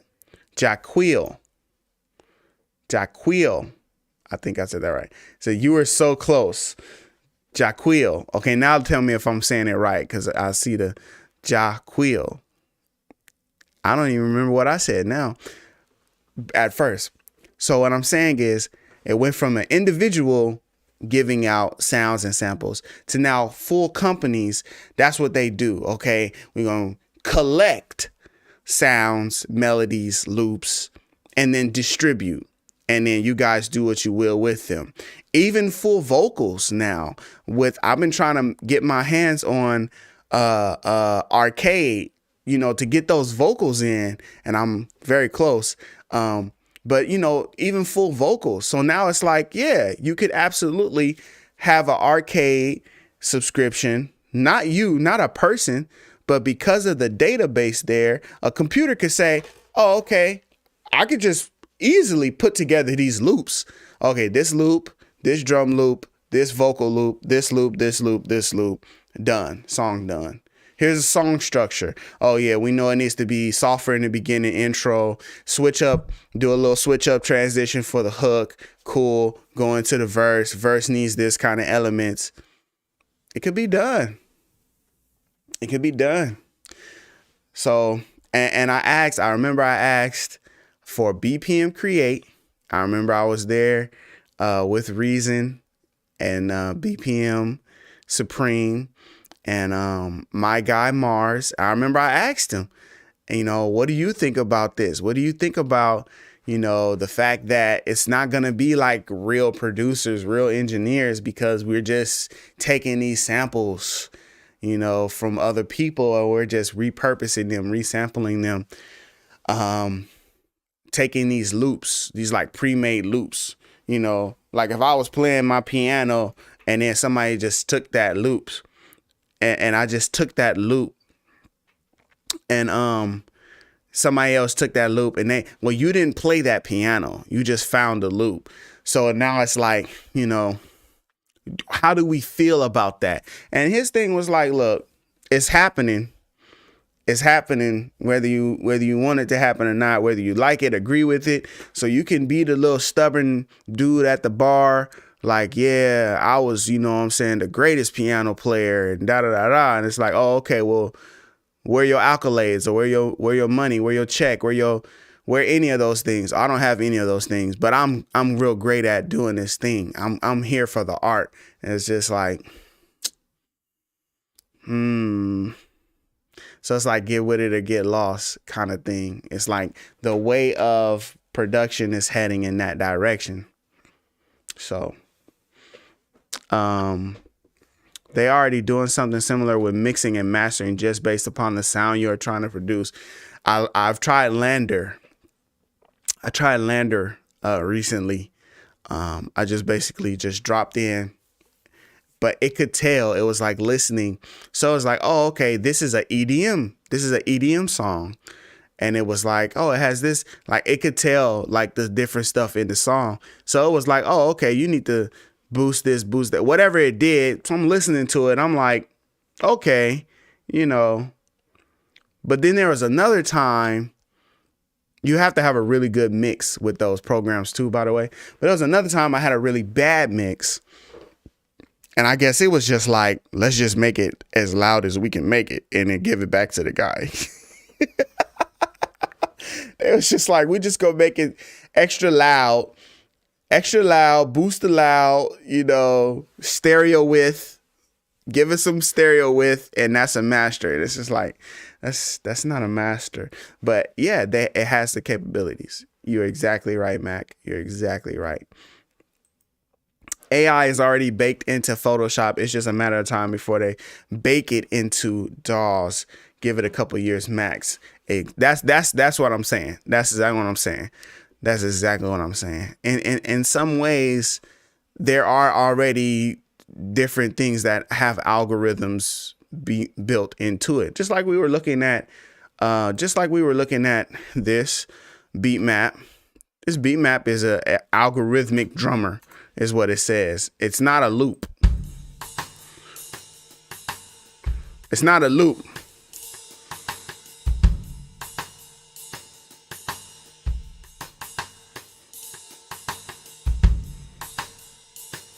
It's using, oh, you can change the density. Because you can change these densities, it's basically saying, oh, based upon what you have here, hats should be played like this, snare should be played like this, kick should be played like this, and it's based upon a certain, I don't know what the math is happening back there, but it's based upon something. It's an AI that's already in there, right? And this is just like, they have different maps here for beat maps. So like I could change to this map and now it's going to sound different.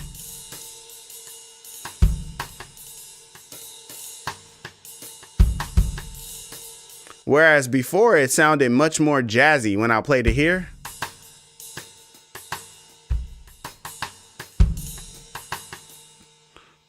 You know?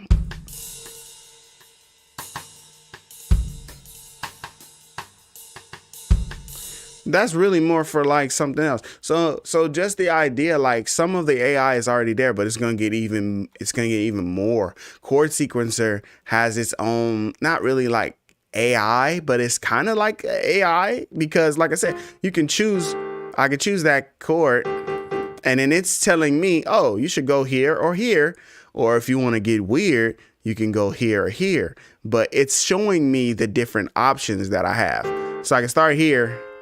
And I could go there, right? This one's very like, you know, go to something like this, like dance like this right here. It's going to give you some straight up chords that you can't miss with. Can't miss with it. Can't miss.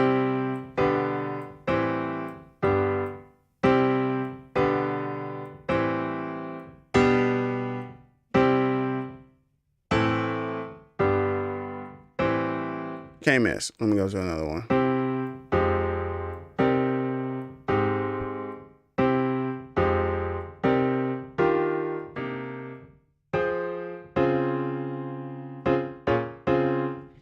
Let me hear it with some like a more synthy sound. More synthy. Make it more synthy.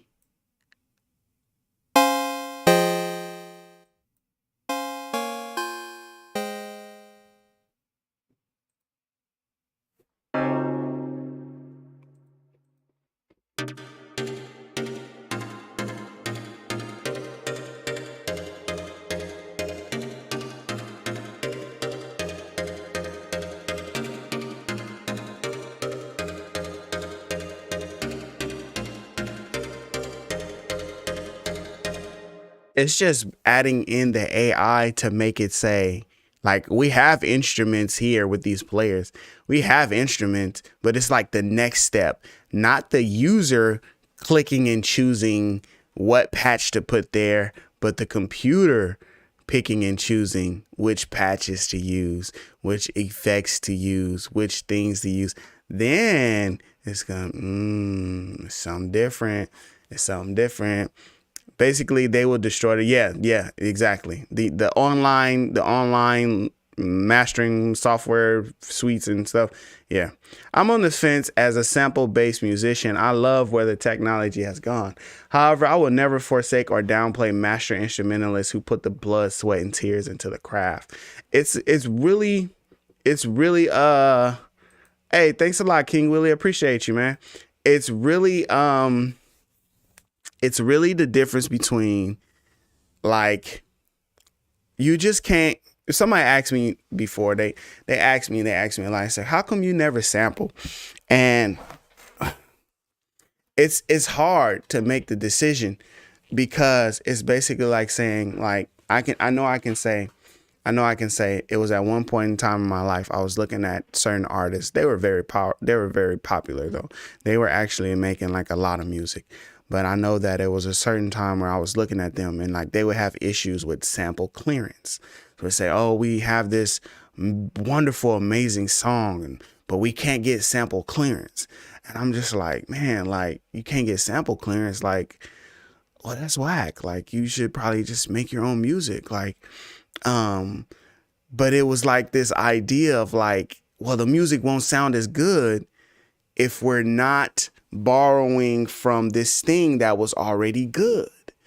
You know, it's like all these creations that I see today with like Thanksgiving around the corner. I've been seeing like all these things where it's like people take these things that were already good and then they like add it in and make it into something else. So I think they took like sweet potato and was like, oh, we're gonna make sweet potato pancakes or something like that. And it was just like, oh, whoa, like, yeah, like a sweet potato pie, but now it's a pancake. You already had the thing that was good, and now you had the thing that was good, you put it into this other world, you resampled it. So I get that part, right? That's the part. But it's like with music, it's like, yeah, those like when you hear the sample today in the beat, it just kind of just seemed like, oh, that was just something that happened. But it's like, no, like they was practicing. They were in rehearsals every day, sometimes multiple days in the week rehearsing. You know, the drummer, he got to set the tone. He got to set the mood. He got to get it right. You had to have like a conductor sometimes for some of these sounds like orchestras. You had to have like a conductor. You had to have like hundreds of dollars worth of paying people to actually put these songs and rhythms and chords and progressions together and to create this music. And so it's like they create the thing. So then you have some people, it's like, oh, you can't sample this artist at all because they never clear it. They never clear any of it. They won't ever clear it. So I just was like, yeah, I mean, for me, it was just simple like that. It was like, if I make something, I don't want to have to go through that. I don't want to have to go or experience that. And it's just like, I can imagine the difference between where it's like, okay, I did sample something. And it was like, because I sampled it, that made it really good. And then people wanted it. So then that pushed us into that world. It pushed us into that realm. But then I also can see the other side where it was like, I made something, it did not require any samples. It was so good, it pushed us into that realm. It's just something different with that. And it's just something different with that. So you can find yourself in the middle of those two arguments. Like, what side do you choose? You know? And yeah, for me, it was like, I like playing instruments anyway. I like playing music and playing piano or whatever. I just like doing it. So I like the art of it more than I like the business side of it. I never liked the business side of music production. I've never felt good about it. I'm going to do a video because I was listening to one of my favorite podcasts and they were talking about the business of music production. And I was so shocked because they basically had said something like, oh, like the music producer should not be expected to get paid if we do some kind of remix or change or alteration to the beat after we already paid for it. And it's just like, listen, you can't make sweet potato pancakes without the sweet potatoes. Okay. If you have your own recipe for sweet potato, then cool. You go make the sweet potato mix and then you can make the sweet potato pancakes. But how you gonna take my sweet potato mix and then be like, yeah, so we finna do some extra stuff to it and we gonna cut you out? Like, no, that's not okay. So the business of music production has always been a headache. But the art of it, you know, it does make you say, oh, okay, do I want to be this kind or that kind? And there is a art to sample production. It's not the simple case of you take anyone else's music and just sample it. You know, when I heard Kendrick Lamar said, I'm geeked and I'm fired up. Loyalty, loyalty, loyalty. When I heard that, and I was like, that's Bruno Mars. I was like, wow, that song just came out. Like the time period between when Kendrick dropped this song and when Bruno Mars had dropped his song, I'm like, they could have made this song in the same room at the same time. But what had to happen, Bruno had to have that song made, done, finished, in order for it to be reprocessed and resampled into Loyalty for Kendrick. So the idea of that is like, yeah, that is art. That is something totally different. That's like, that takes skill, because if the two of them was in the room, they're not gonna say that. They're not gonna say, let's make a whole entire song, not for the process of that song, but we're going to make a whole song so we can sample the song and then make another song out of it. That's just not what's going to happen. But what does happen is you get a talented producer who says, hey, I hear something in that sound and I want to do something with that. I hear it. That sounds dope. That sounds like something that could be sampled. And when I sample it, it's not going to sound like anything like what that originally sounded like. That's dope. That does take art. Not trying to downplay that. That takes a lot to be able to do that. It's just as the musician, as the artist, you have to choose what side you fall in when you look at that example. So humanity will be like in Wall-E cartoon, probably. As much as I like to claim my own artistic touch, admittedly, I would happily allow an AI to complete a mix or at least give me a benchmark. Oh my goodness. Okay, hold on. I'm gonna come back to that. I just love the feel of playing an instrument. I'm just saying, okay, in multi-instrument, but it's so different crafting it on your own as opposed to just throwing some drums together with a pre-made loop. Exactly. I feel you. I hate the business of music production too. That's why if I'm blessed to make a living from it in an honorable way, then fine. But otherwise, I just do it for the love of my music. I feel like we like right there in the same sentiment with that. I feel like there could be an opportunity out there. It's definitely one out there, to make music and music production something that is lucrative. And that's going to be a blessing. But if I got to do all these other things in order to make it that, I'm just not there with it right now. Maybe one day I will be. Maybe one day I'll just be like, nah, I'm just finna go find this song and I'm finna do whatever I need to do to.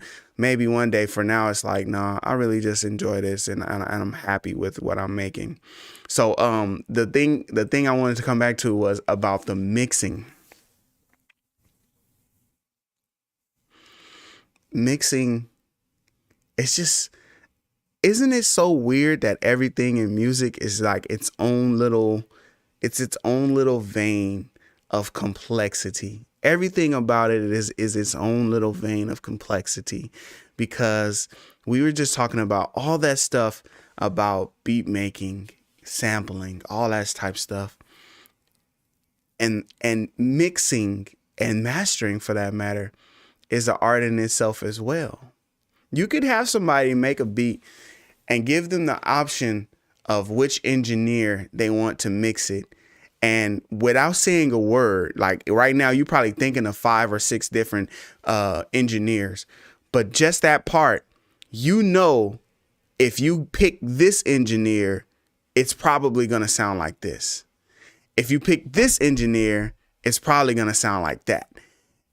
Even engineering, even mixing has an art of its own, right?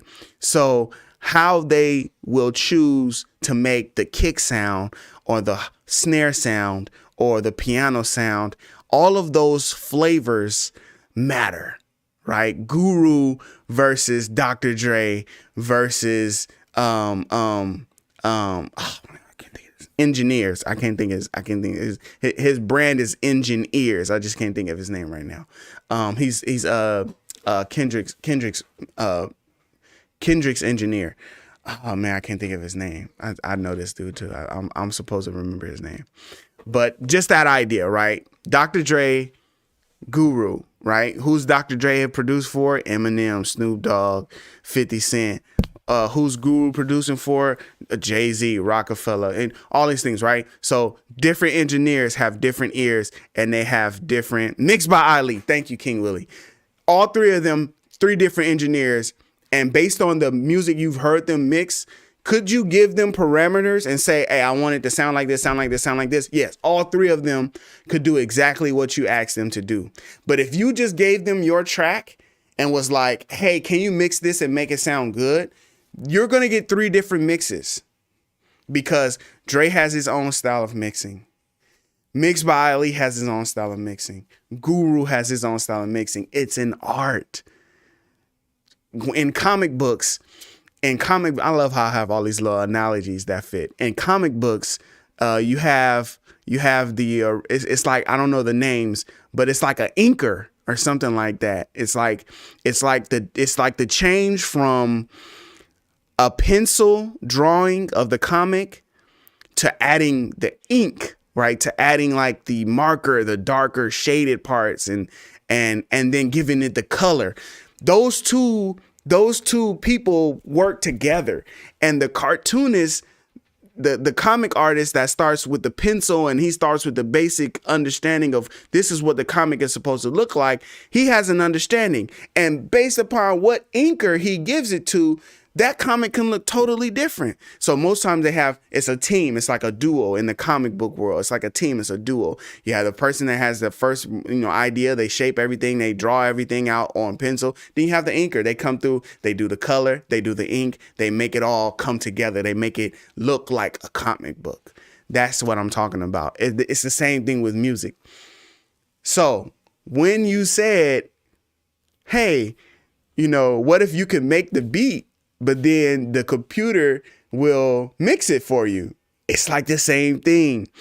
You still have because algorithmically you could tell it, hey, these frequencies don't sound good. They make the music sound muddy. So you need to work the 200 to 600 frequency range and make sure that you EQ it right, correctly. Make sure it sounds good so that it doesn't sound muddy. The 2000 frequency range, we need to make sure it has a little bit more clarity, right? Like you could teach the CPU, and you could train the algorithm to get that mixing process to a specific engineer even, right?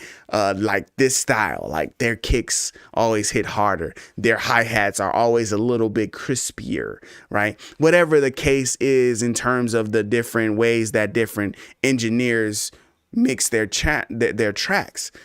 But like the algorithmic Dr. Dre and the real Dr. Dre are going to have two different sounds. The algorithm based,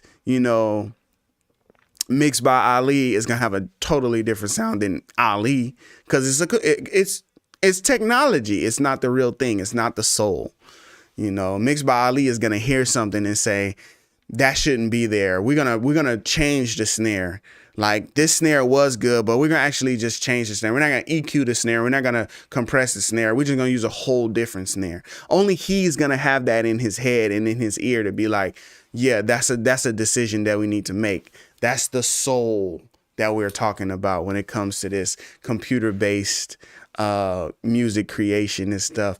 You just sent me down a rabbit hole. You sent me down a rabbit hole there with that one, Sean. I appreciate you though. But for real, you got to think about that. It could get deep. It could get deep. Okay. Man, I'm doing a lot of talking, man. They say when certain artists started moving into smaller living arrangements and couldn't bring their instruments, they took the record player and made it an instrument, and that's how sampling rap started. I love it. I love it. I think that's awesome. I think that's great.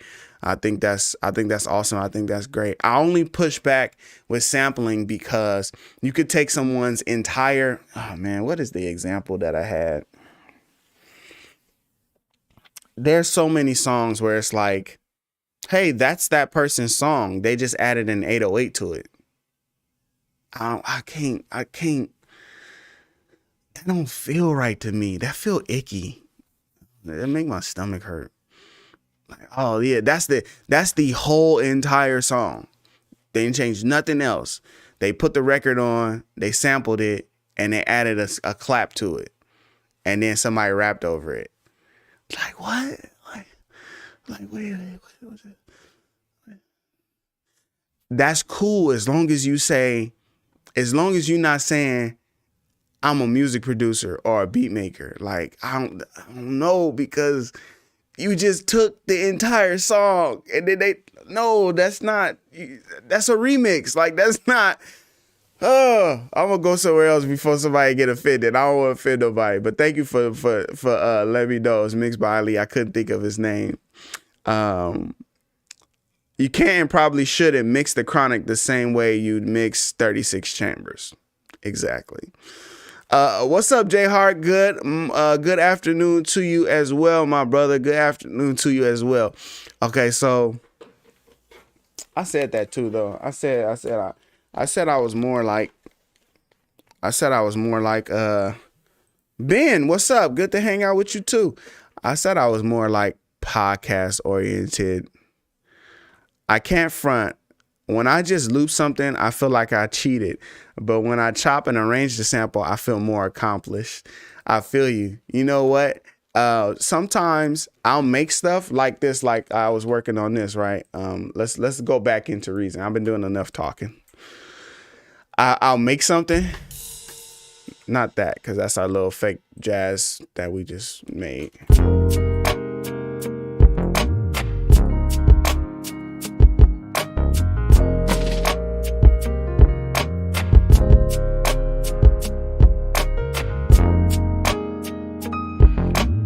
So sometimes I'll make something like that, and then I'll be like, hey, just take the drums and the bass out.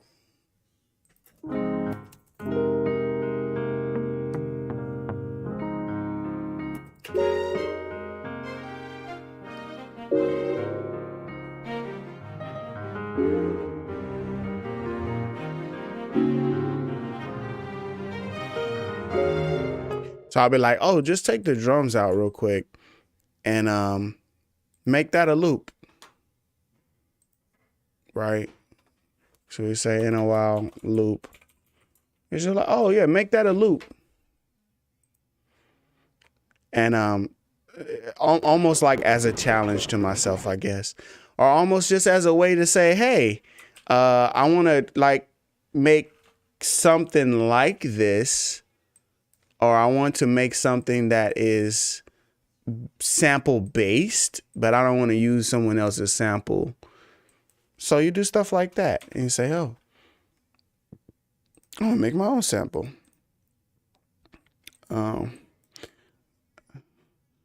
So we have this, and then you say, oh, what can you do with it? You can speed it up and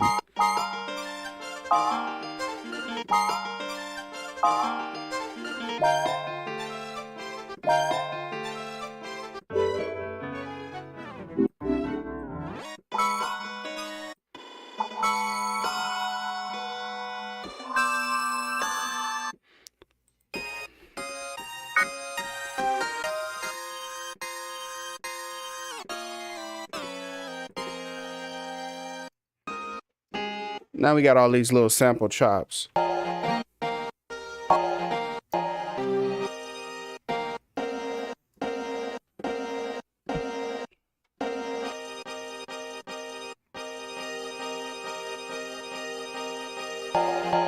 Because then you can make it sound like a sample, but it's not a sample. You know that it's you.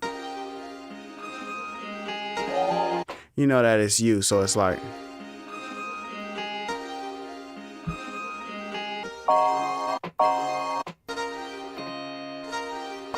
Now it also gotta sound good, right?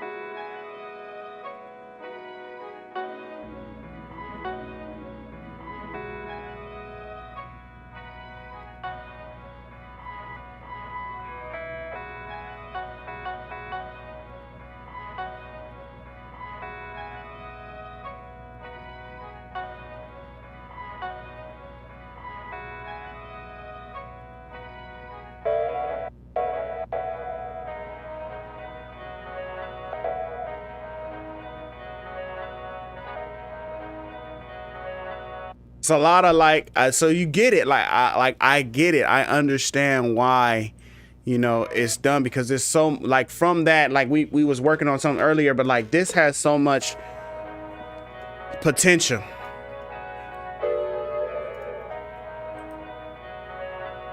I'm gonna use that.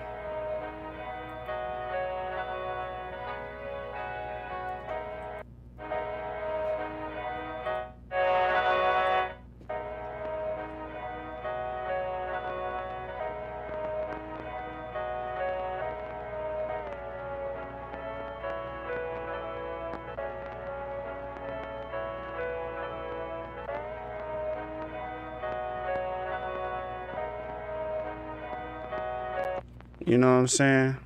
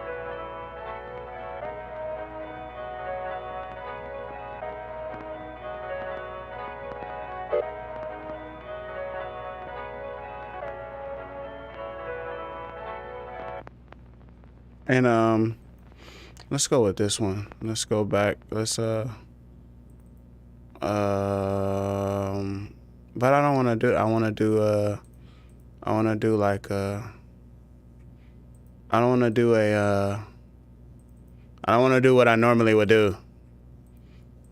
That's what I'm saying.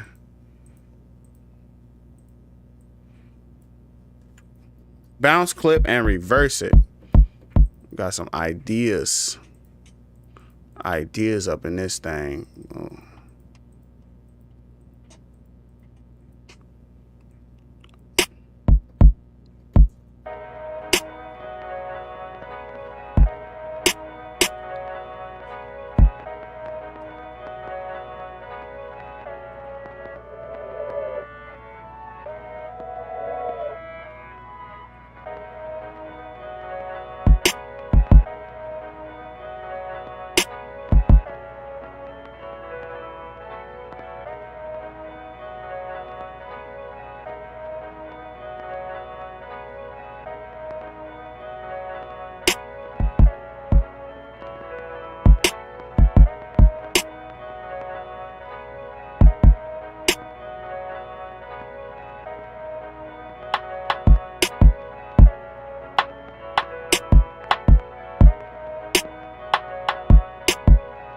All I need is an 808.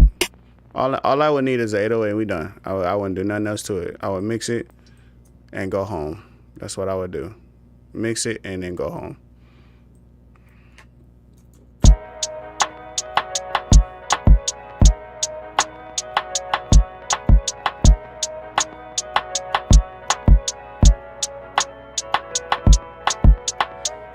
I didn't realize that hi-hat would go so slow. Move that back up to 116.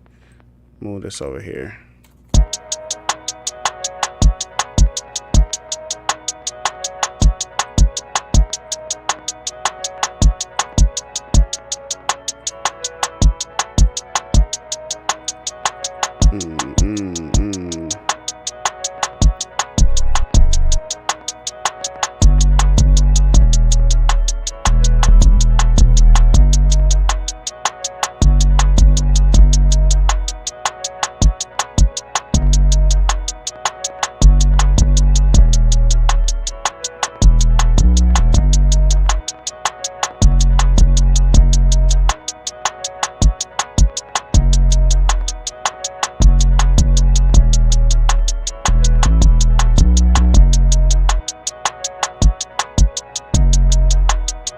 We can go even slower, right? And make it maybe like a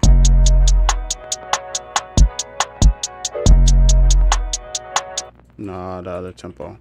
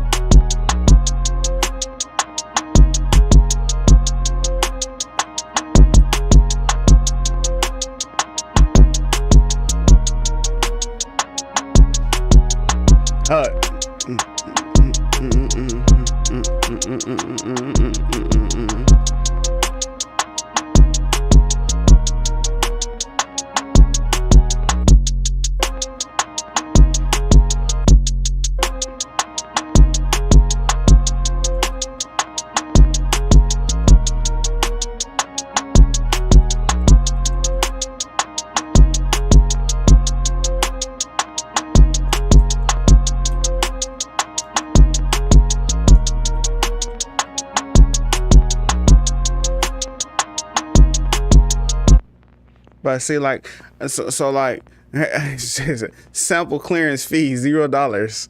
It's no splits on that. That's it. 50%. Run the splits. It's 50%.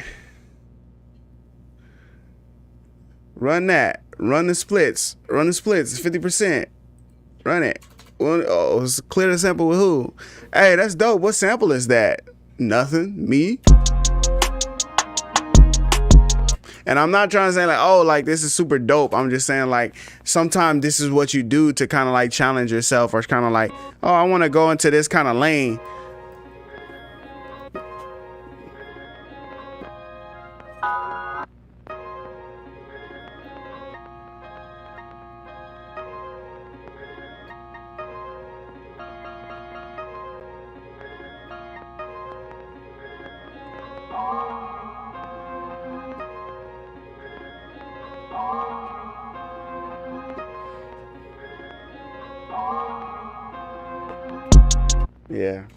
Yeah, because I can hear something else with that.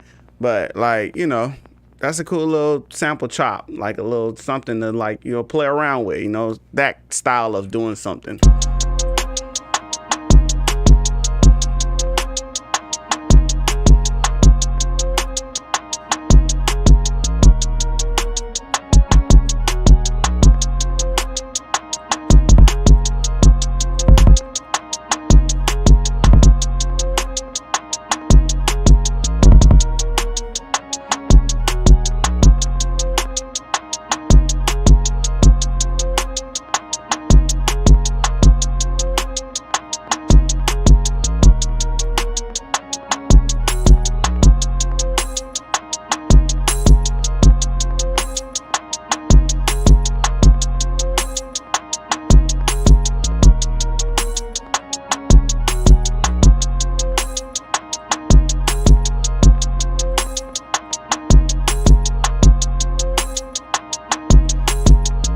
yeah.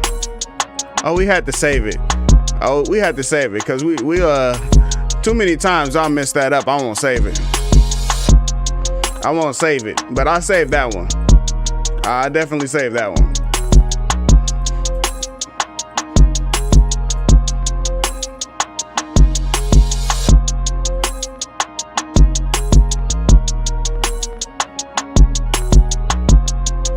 Boom, boom, boom, boom. I'm hearing like boom, boom, boom, boom. Maybe I'm hearing that in the 808. Just to like a little switch up. Yeah, we'll do it on the kick drum. Boom, boom, boom, boom.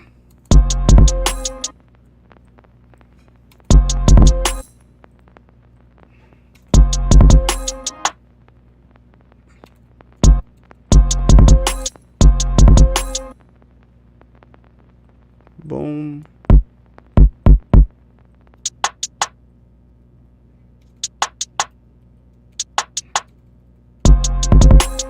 Definitely ain't that. Okay, then we're just gonna go over here.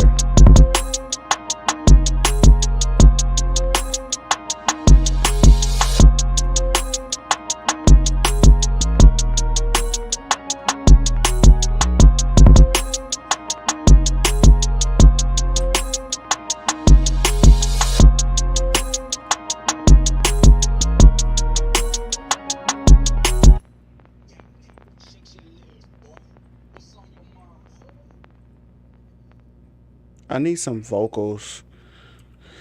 I need some vocals.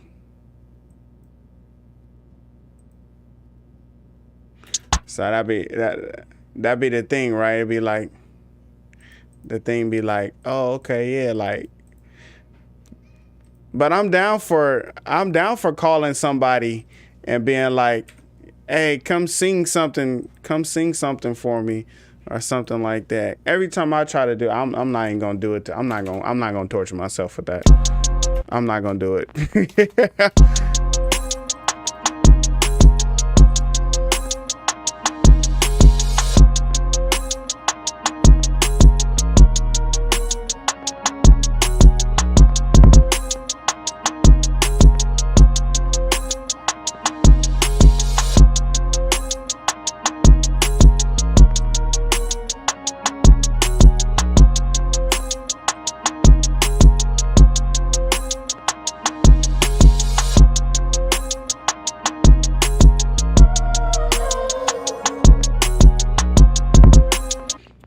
The AR at the music library I belonged to got upset with me because he thought it was using a loops, but it was something I played. Wow.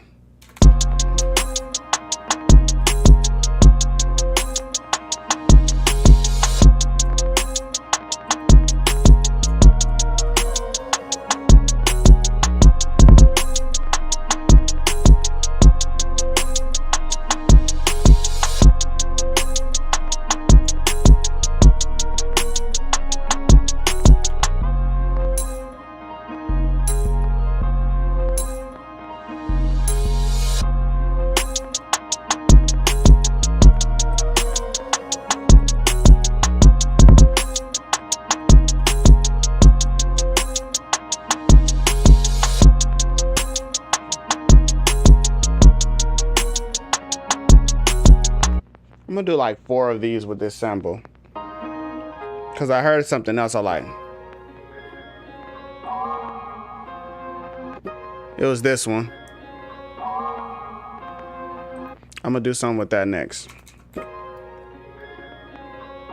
I just don't know what tempo that is or what is like.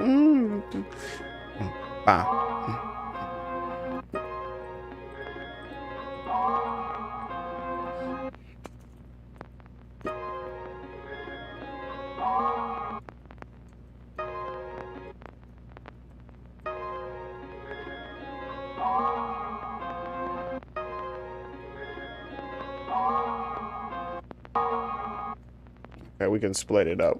We might have to split it up to make it feel a little bit.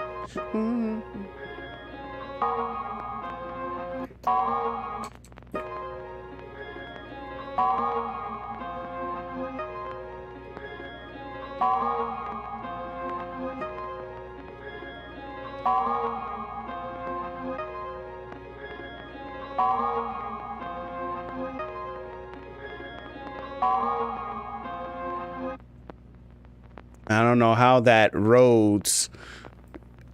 I don't know how that Rhodes starts to sound like it, but it does. It sounds like a vocal. It sounds like a vocal.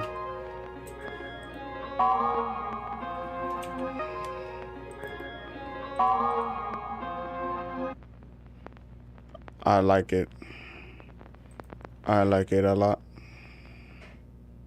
I like it a lot, a lot.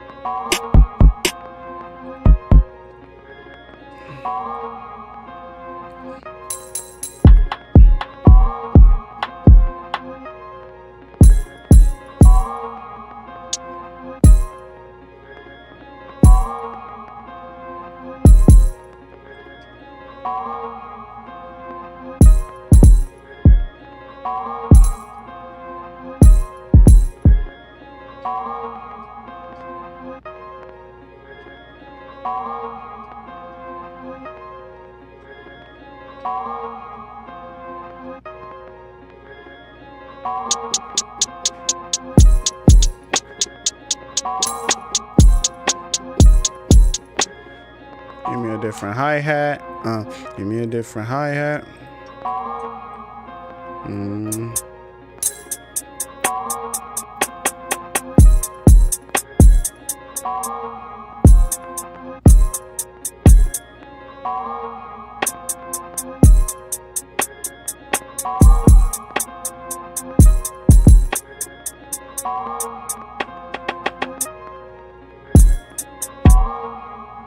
It's gotta be something slower, right?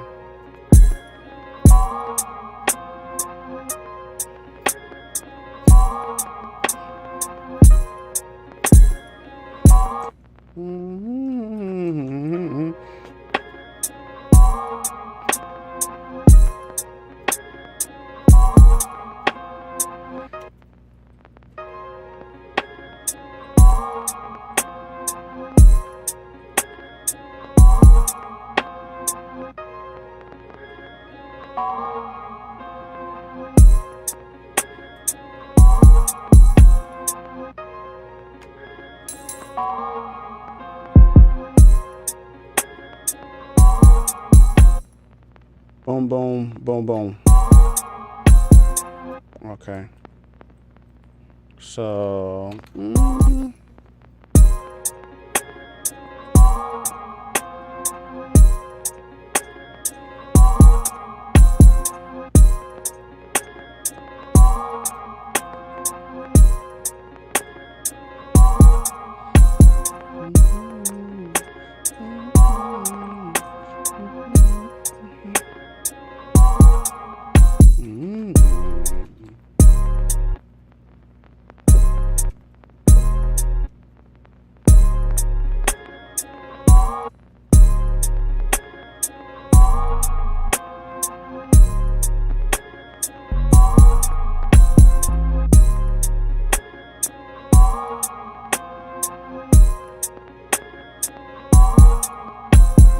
give me a sub. I can read your mind, baby. I know what you're thinking.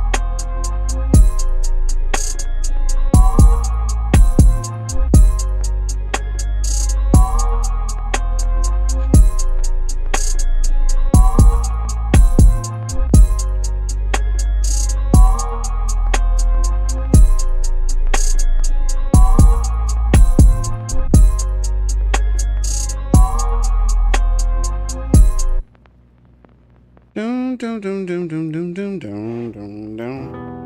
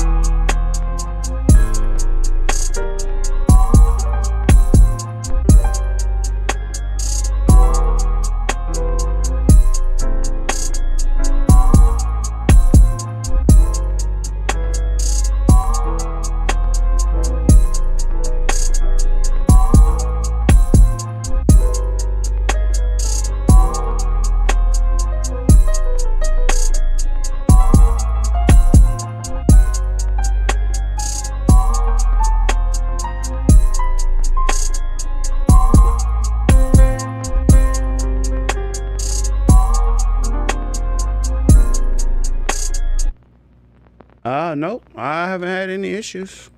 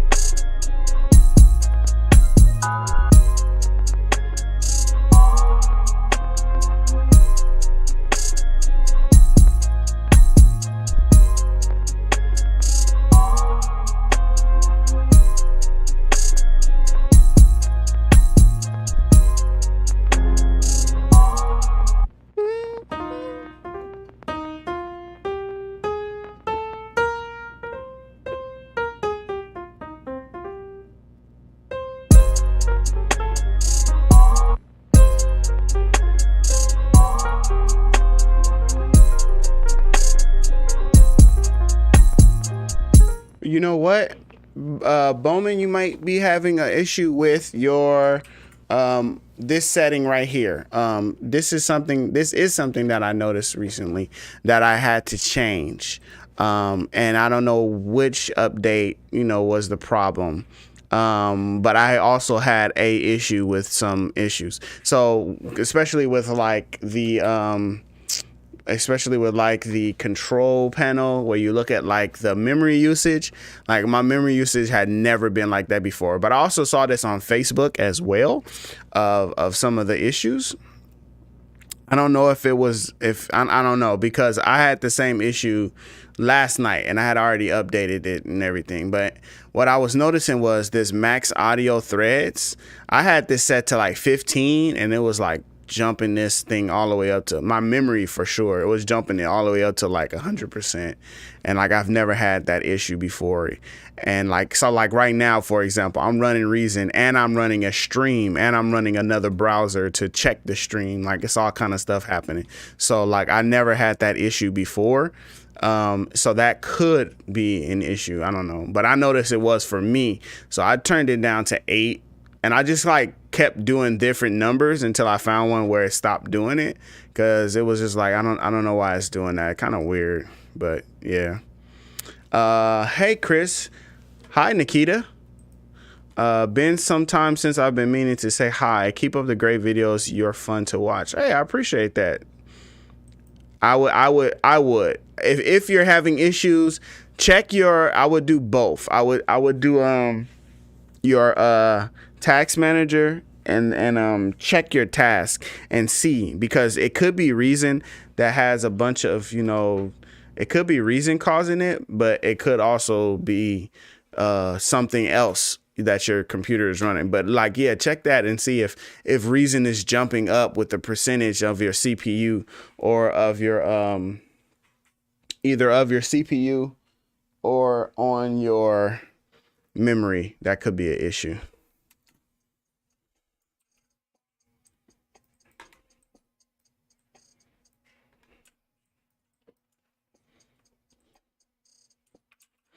I think it's the bass in this that I need to change. Let me bring the audio back. Let me see. Let me see this real quick. Bounce in place.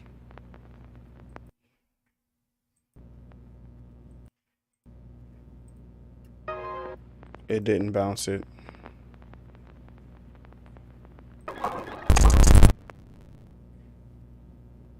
There we go. So now I can turn this vinyl off because it makes this buzzing sound that I'm tired of hearing. Like, I only want to hear it in the sample. I don't want to hear it when I'm not playing the sample.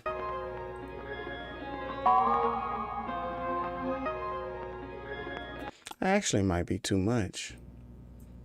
I might need to turn that down. It's kind of loud. It's like overpowering everything else.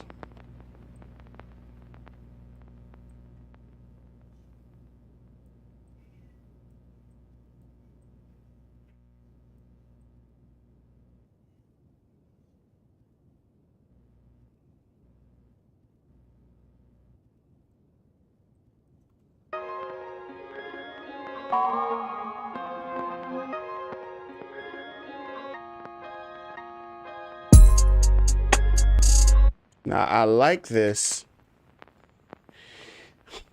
I like this sample,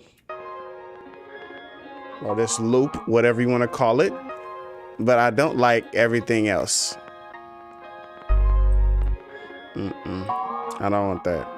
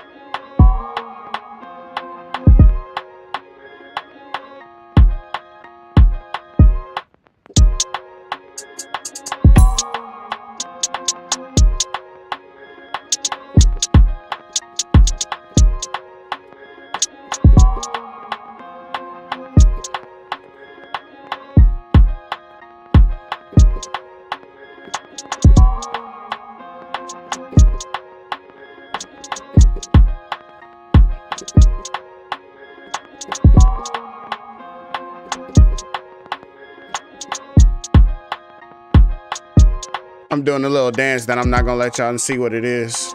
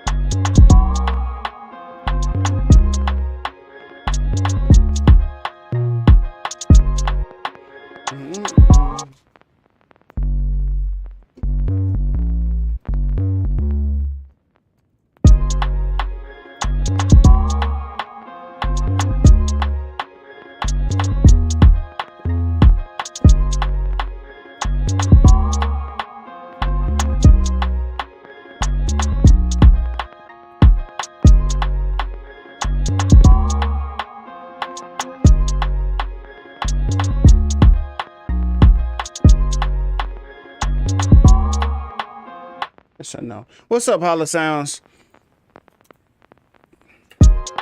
Just up in here doing our thing. Trying to fill a groove. Trying to get somewhere.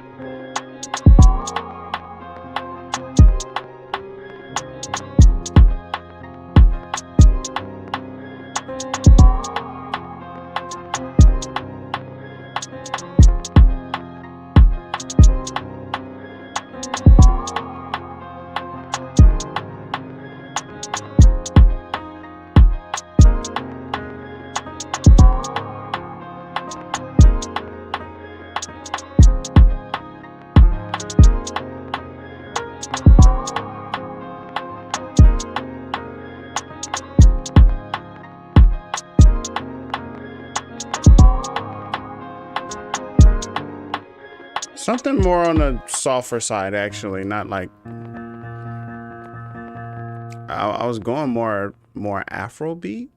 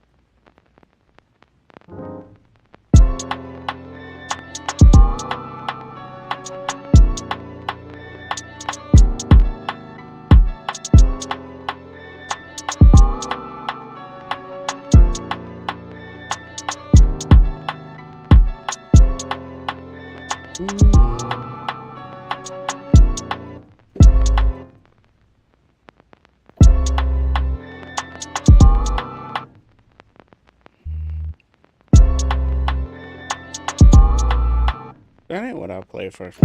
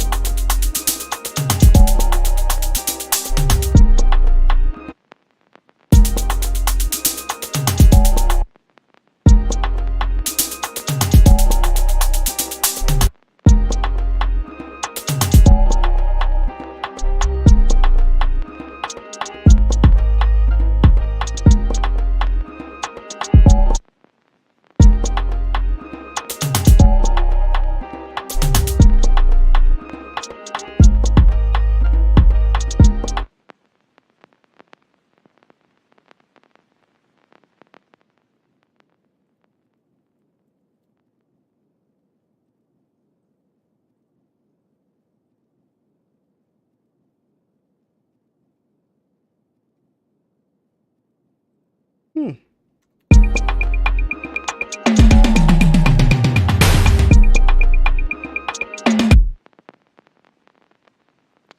I like it. It's interesting.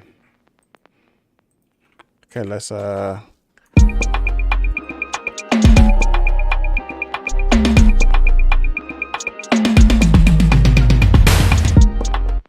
something like that.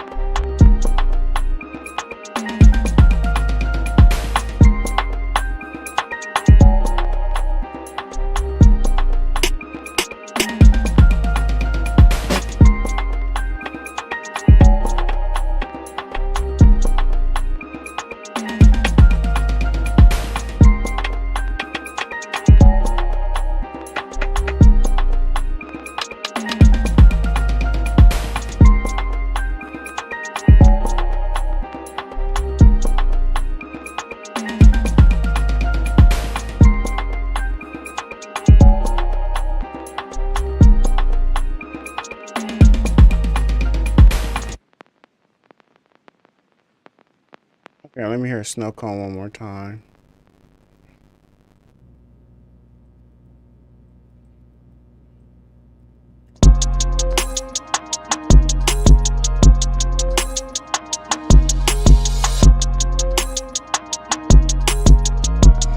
So Hala Sounds, you have the MPK Mini? And it's not working for you?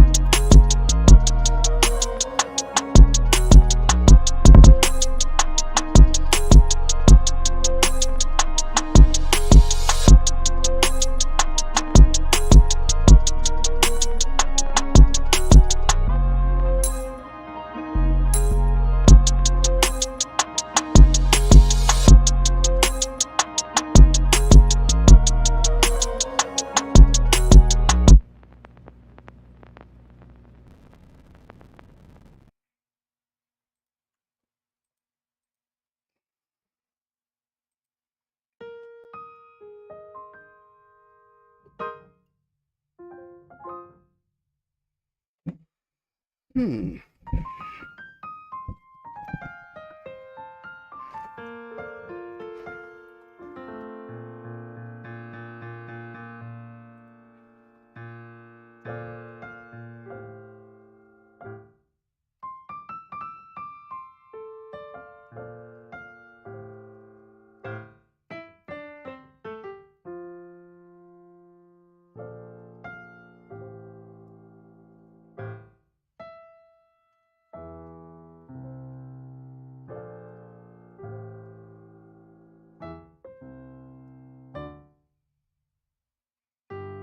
Mm. Mm, mm, mm, mm.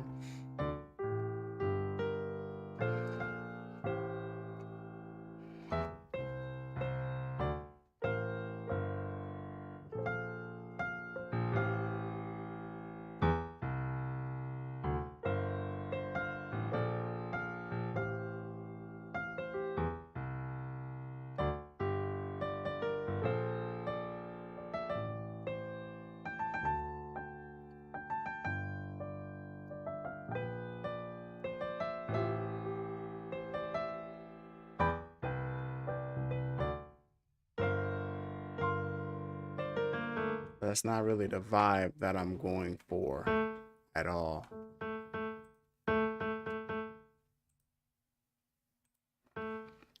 How come none of these patches are loading?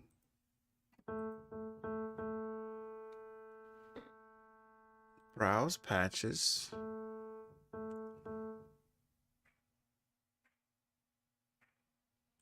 Process pianos.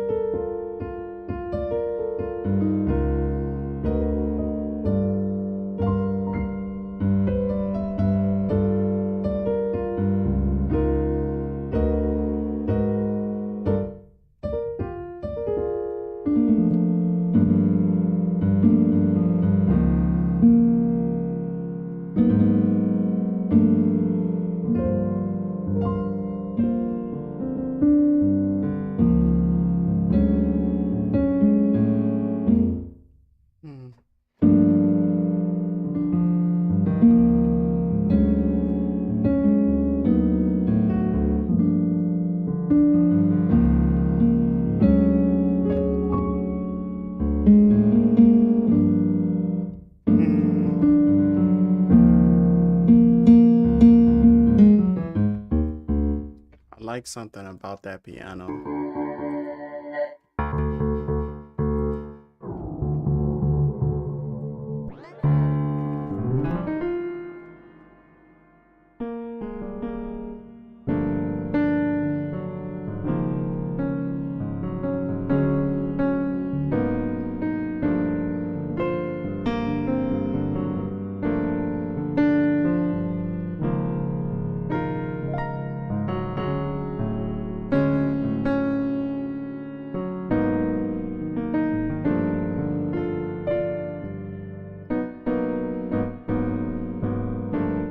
It's like a rumble.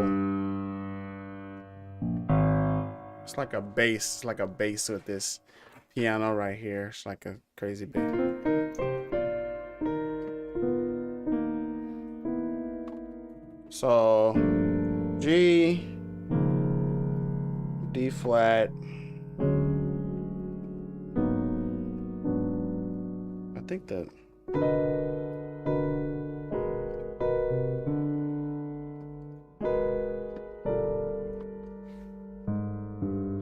It's something there that I like, something I don't like. So let's find a more clean.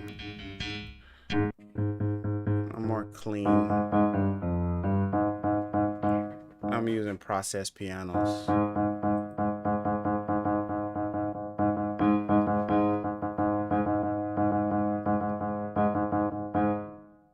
So let's come up this way.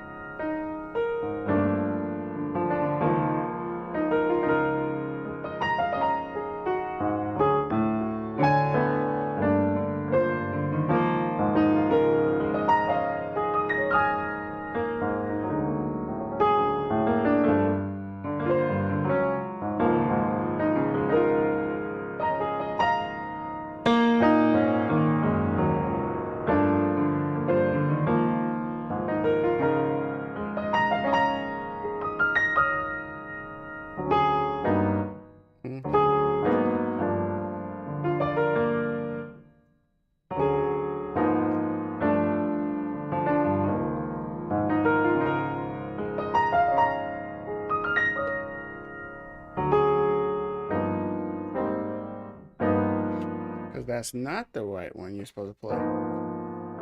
But you could play that. Okay. So now.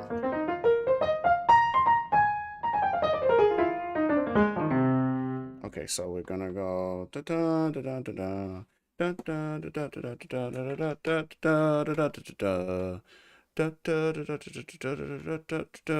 da da da. I wish I could just do one part of this and have somebody else come do another part. As soon as I go to record this, by the way, it's gonna fall apart. Maybe I'll just like go back to when I was playing it and I'll like sample that or something. Maybe I'll do that at another time because that's gonna fall apart.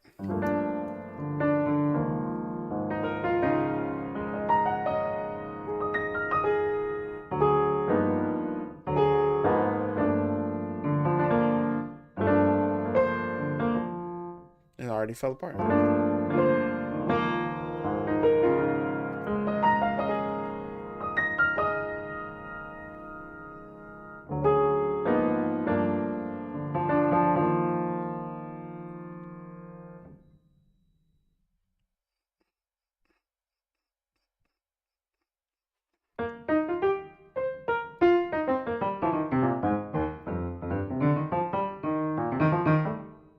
Maybe we do it as a Rex file. Okay, let's do that. Let's stop.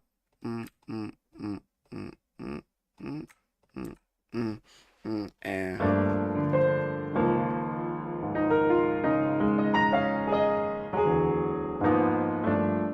so too fast. Okay, so slow it down.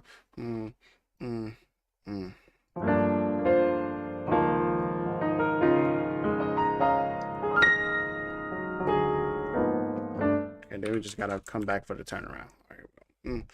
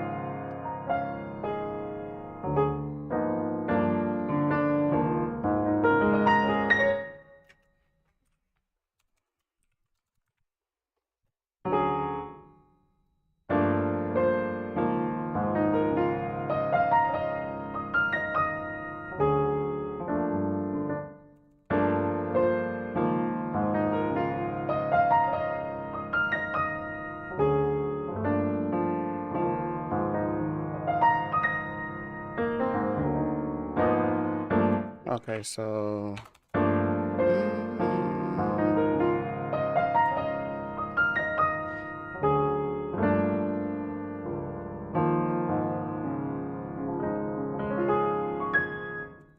I just want something a little bit more.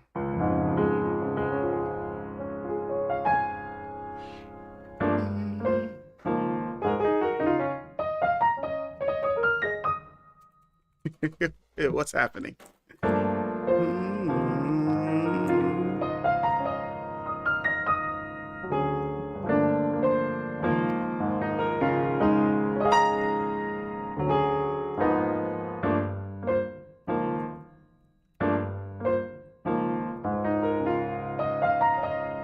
Okay, bounce in place.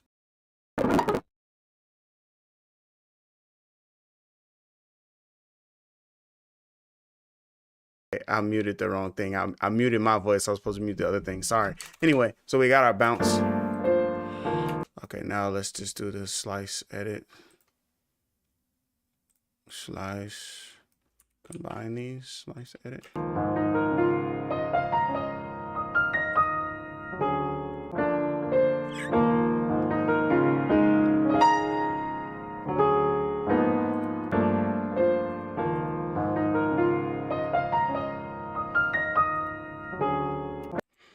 I like it. And then I just really just want like some hip hop drums. I just want like some super hip hoppy, some super hip hop, you know, like something, you know, y'all know what I mean? Y'all know what I mean? Just something super hip hop. Something like that, maybe.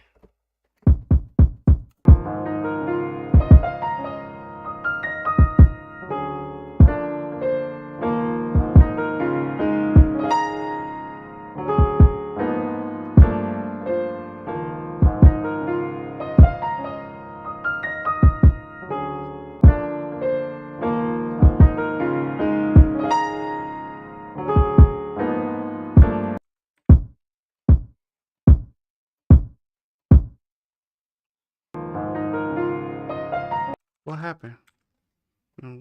3, 4.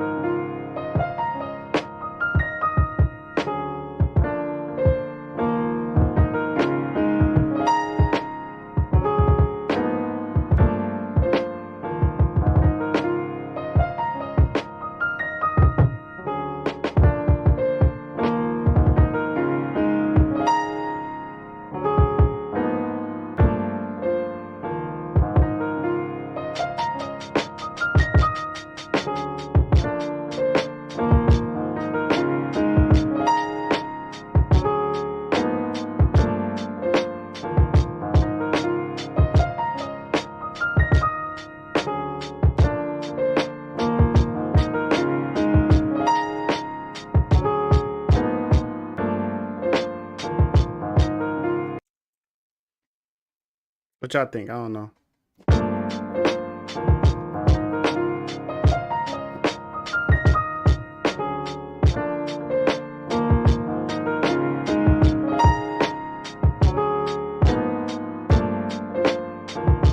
Hey, Ibrahim, what's up, man?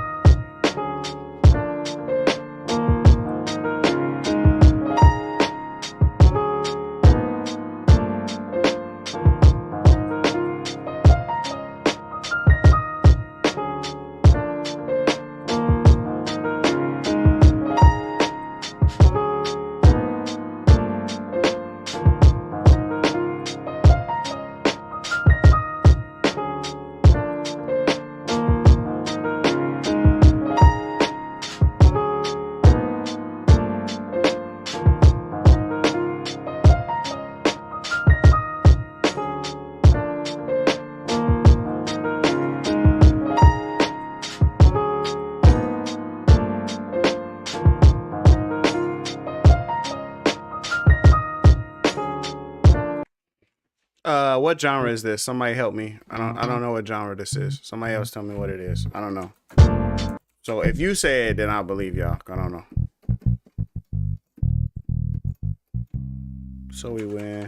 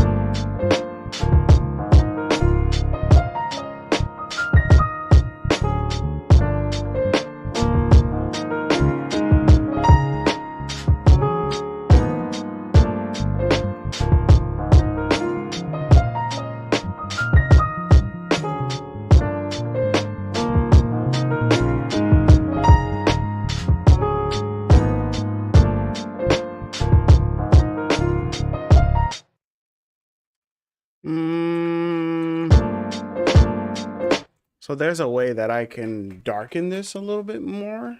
I know it.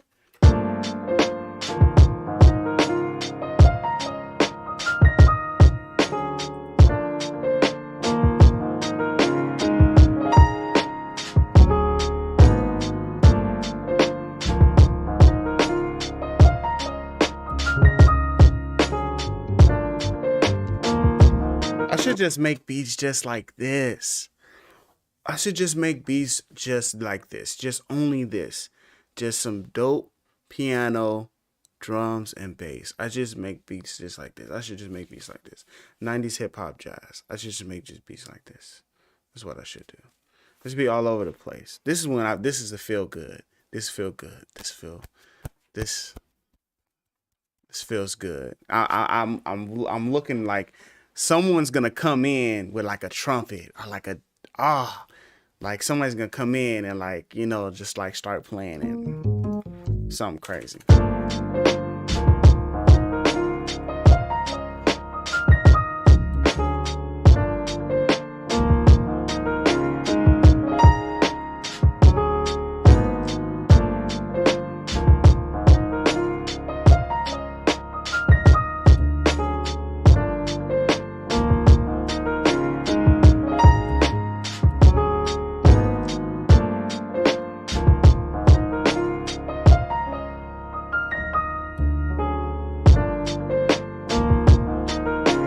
Let me see this real quick.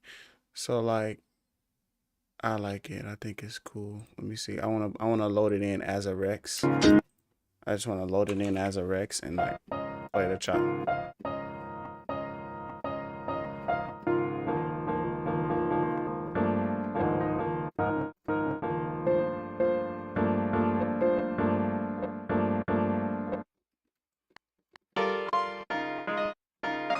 No, but I don't want to do that. I just want to play it in the regular. Just play it in the.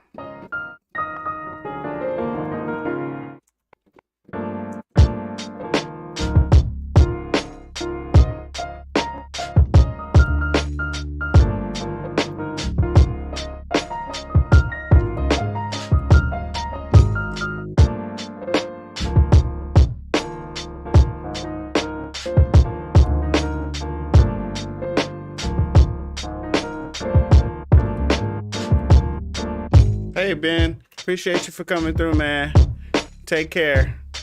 It's time for me to get out of here too, really, to tell you the truth. It's time for me to get out of here too. But that's the beat on that. Oh, I didn't even save it. Okay. We're gonna call it the heart. This is F major.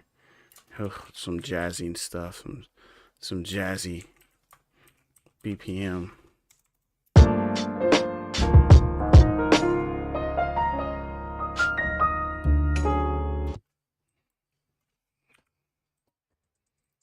What if we just play like some trappy stuff underneath it though? Will it fit? What y'all think? Oh man, did I miss the trash man? I might have missed the trash man.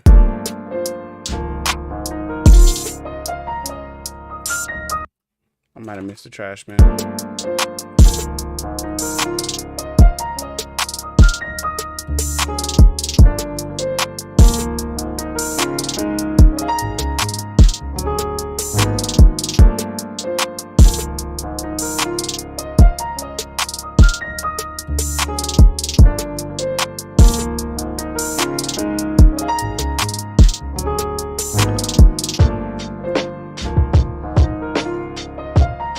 I definitely like the hip hop better. Way better than the trap. Way, not even close.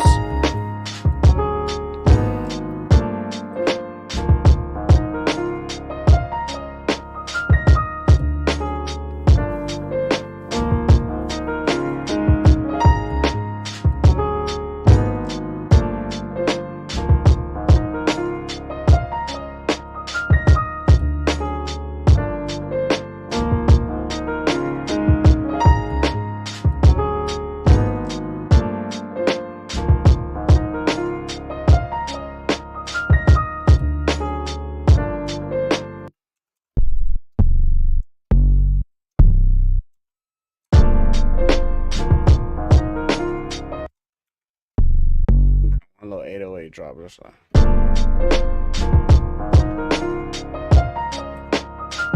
A little bomb.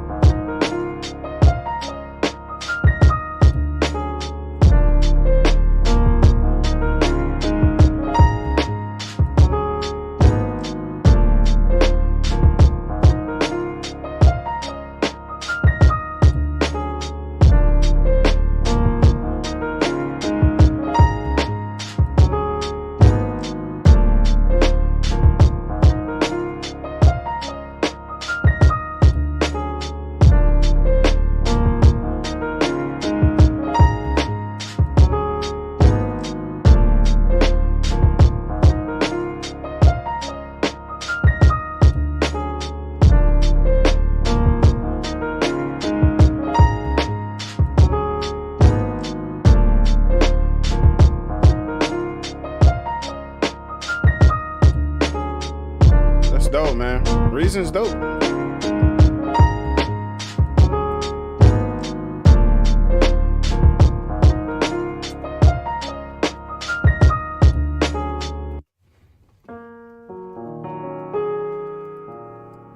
I gotta get out of here, y'all. But that was fun.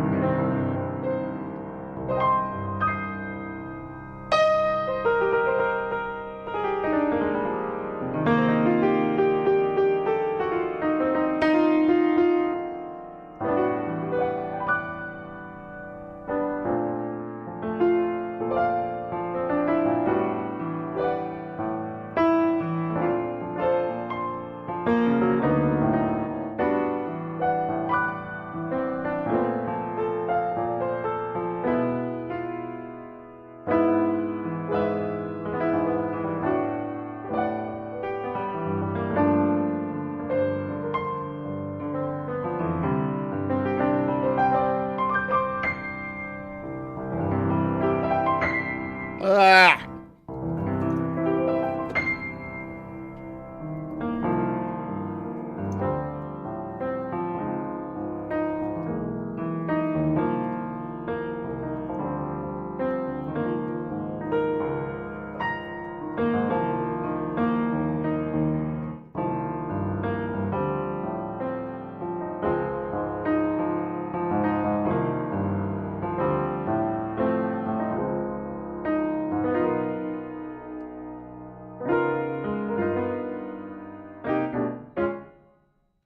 I'm just playing stuff because I want to be able to put something on my YouTube shorts.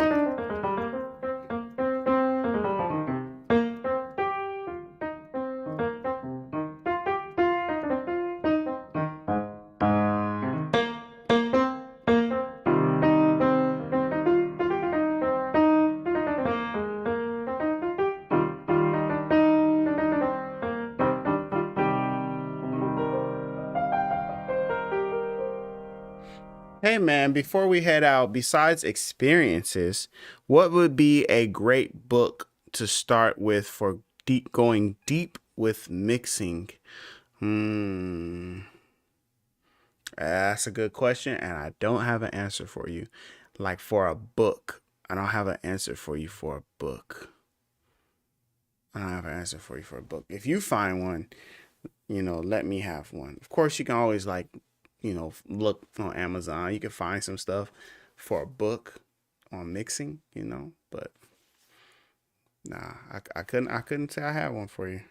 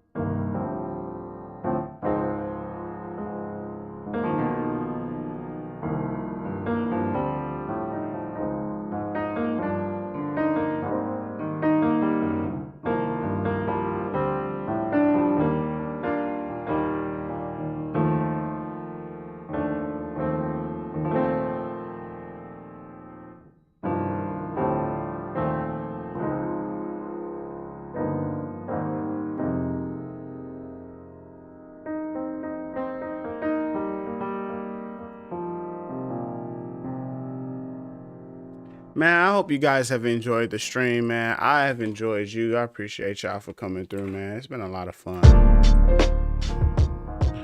been a lot of fun, man. Hanging out with y'all. And I just want to say I appreciate you for coming through to the stream. You know, I appreciate y'all for coming through. Ibrahim, when it comes to mixing, man, what I can tell you is, yo, Reasonstudios. Hey, Ryan, what's up, man? What's good, Ryan? Let me see. Let me put this thing over here. What's good? Reasonstudios in the building. Ryan is here. Yeah, we getting ready to close out the stream. I was doing some piano and some stuff, but here's the last beat that we did. At least this is the last beat that we did.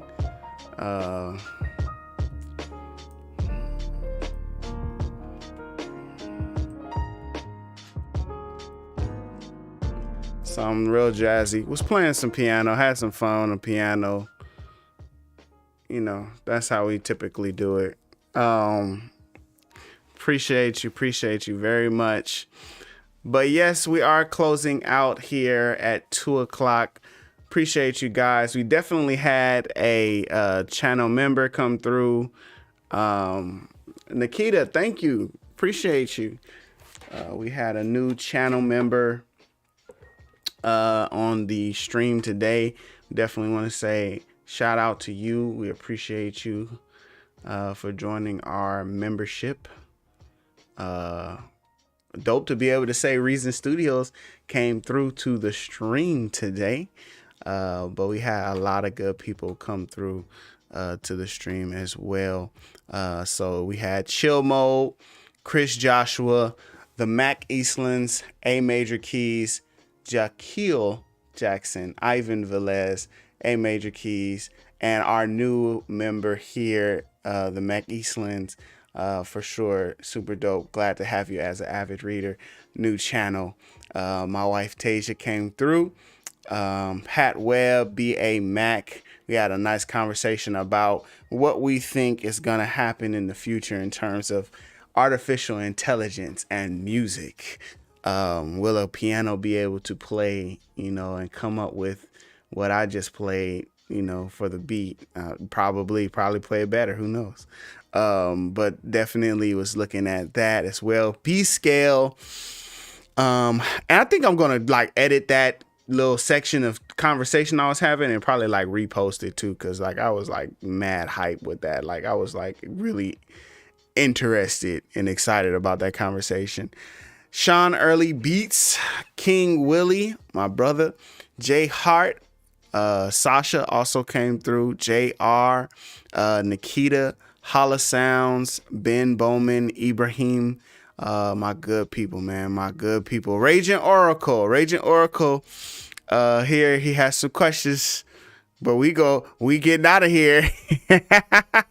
We getting out of here. Great music. Oh, thank you, Tasia. I appreciate you. Definitely had a lot of fun. You gotta watch the replay. We go over the update. It wasn't very much happening in the update, just some bug fixes, some stuff that needed to happen though. Bug fixes that needed to happen, but nothing specifically important. You know, unless you had issues with those bugs, then you know that would have definitely been something for you. But other than that, man, we just enjoyed ourselves, have fun. No VST3 yet. But with that being said, man, I appreciate you guys for watching. I've been here since 10. It's time for me to head out. So thank you guys so much. One more time for watching, man, everybody. And I need to have like something that I can say specifically in this part. If you're not subscribed, please be sure to subscribe. Show some love to the channel. Show some love to this live stream. We would appreciate you. Like that. There's always the next update.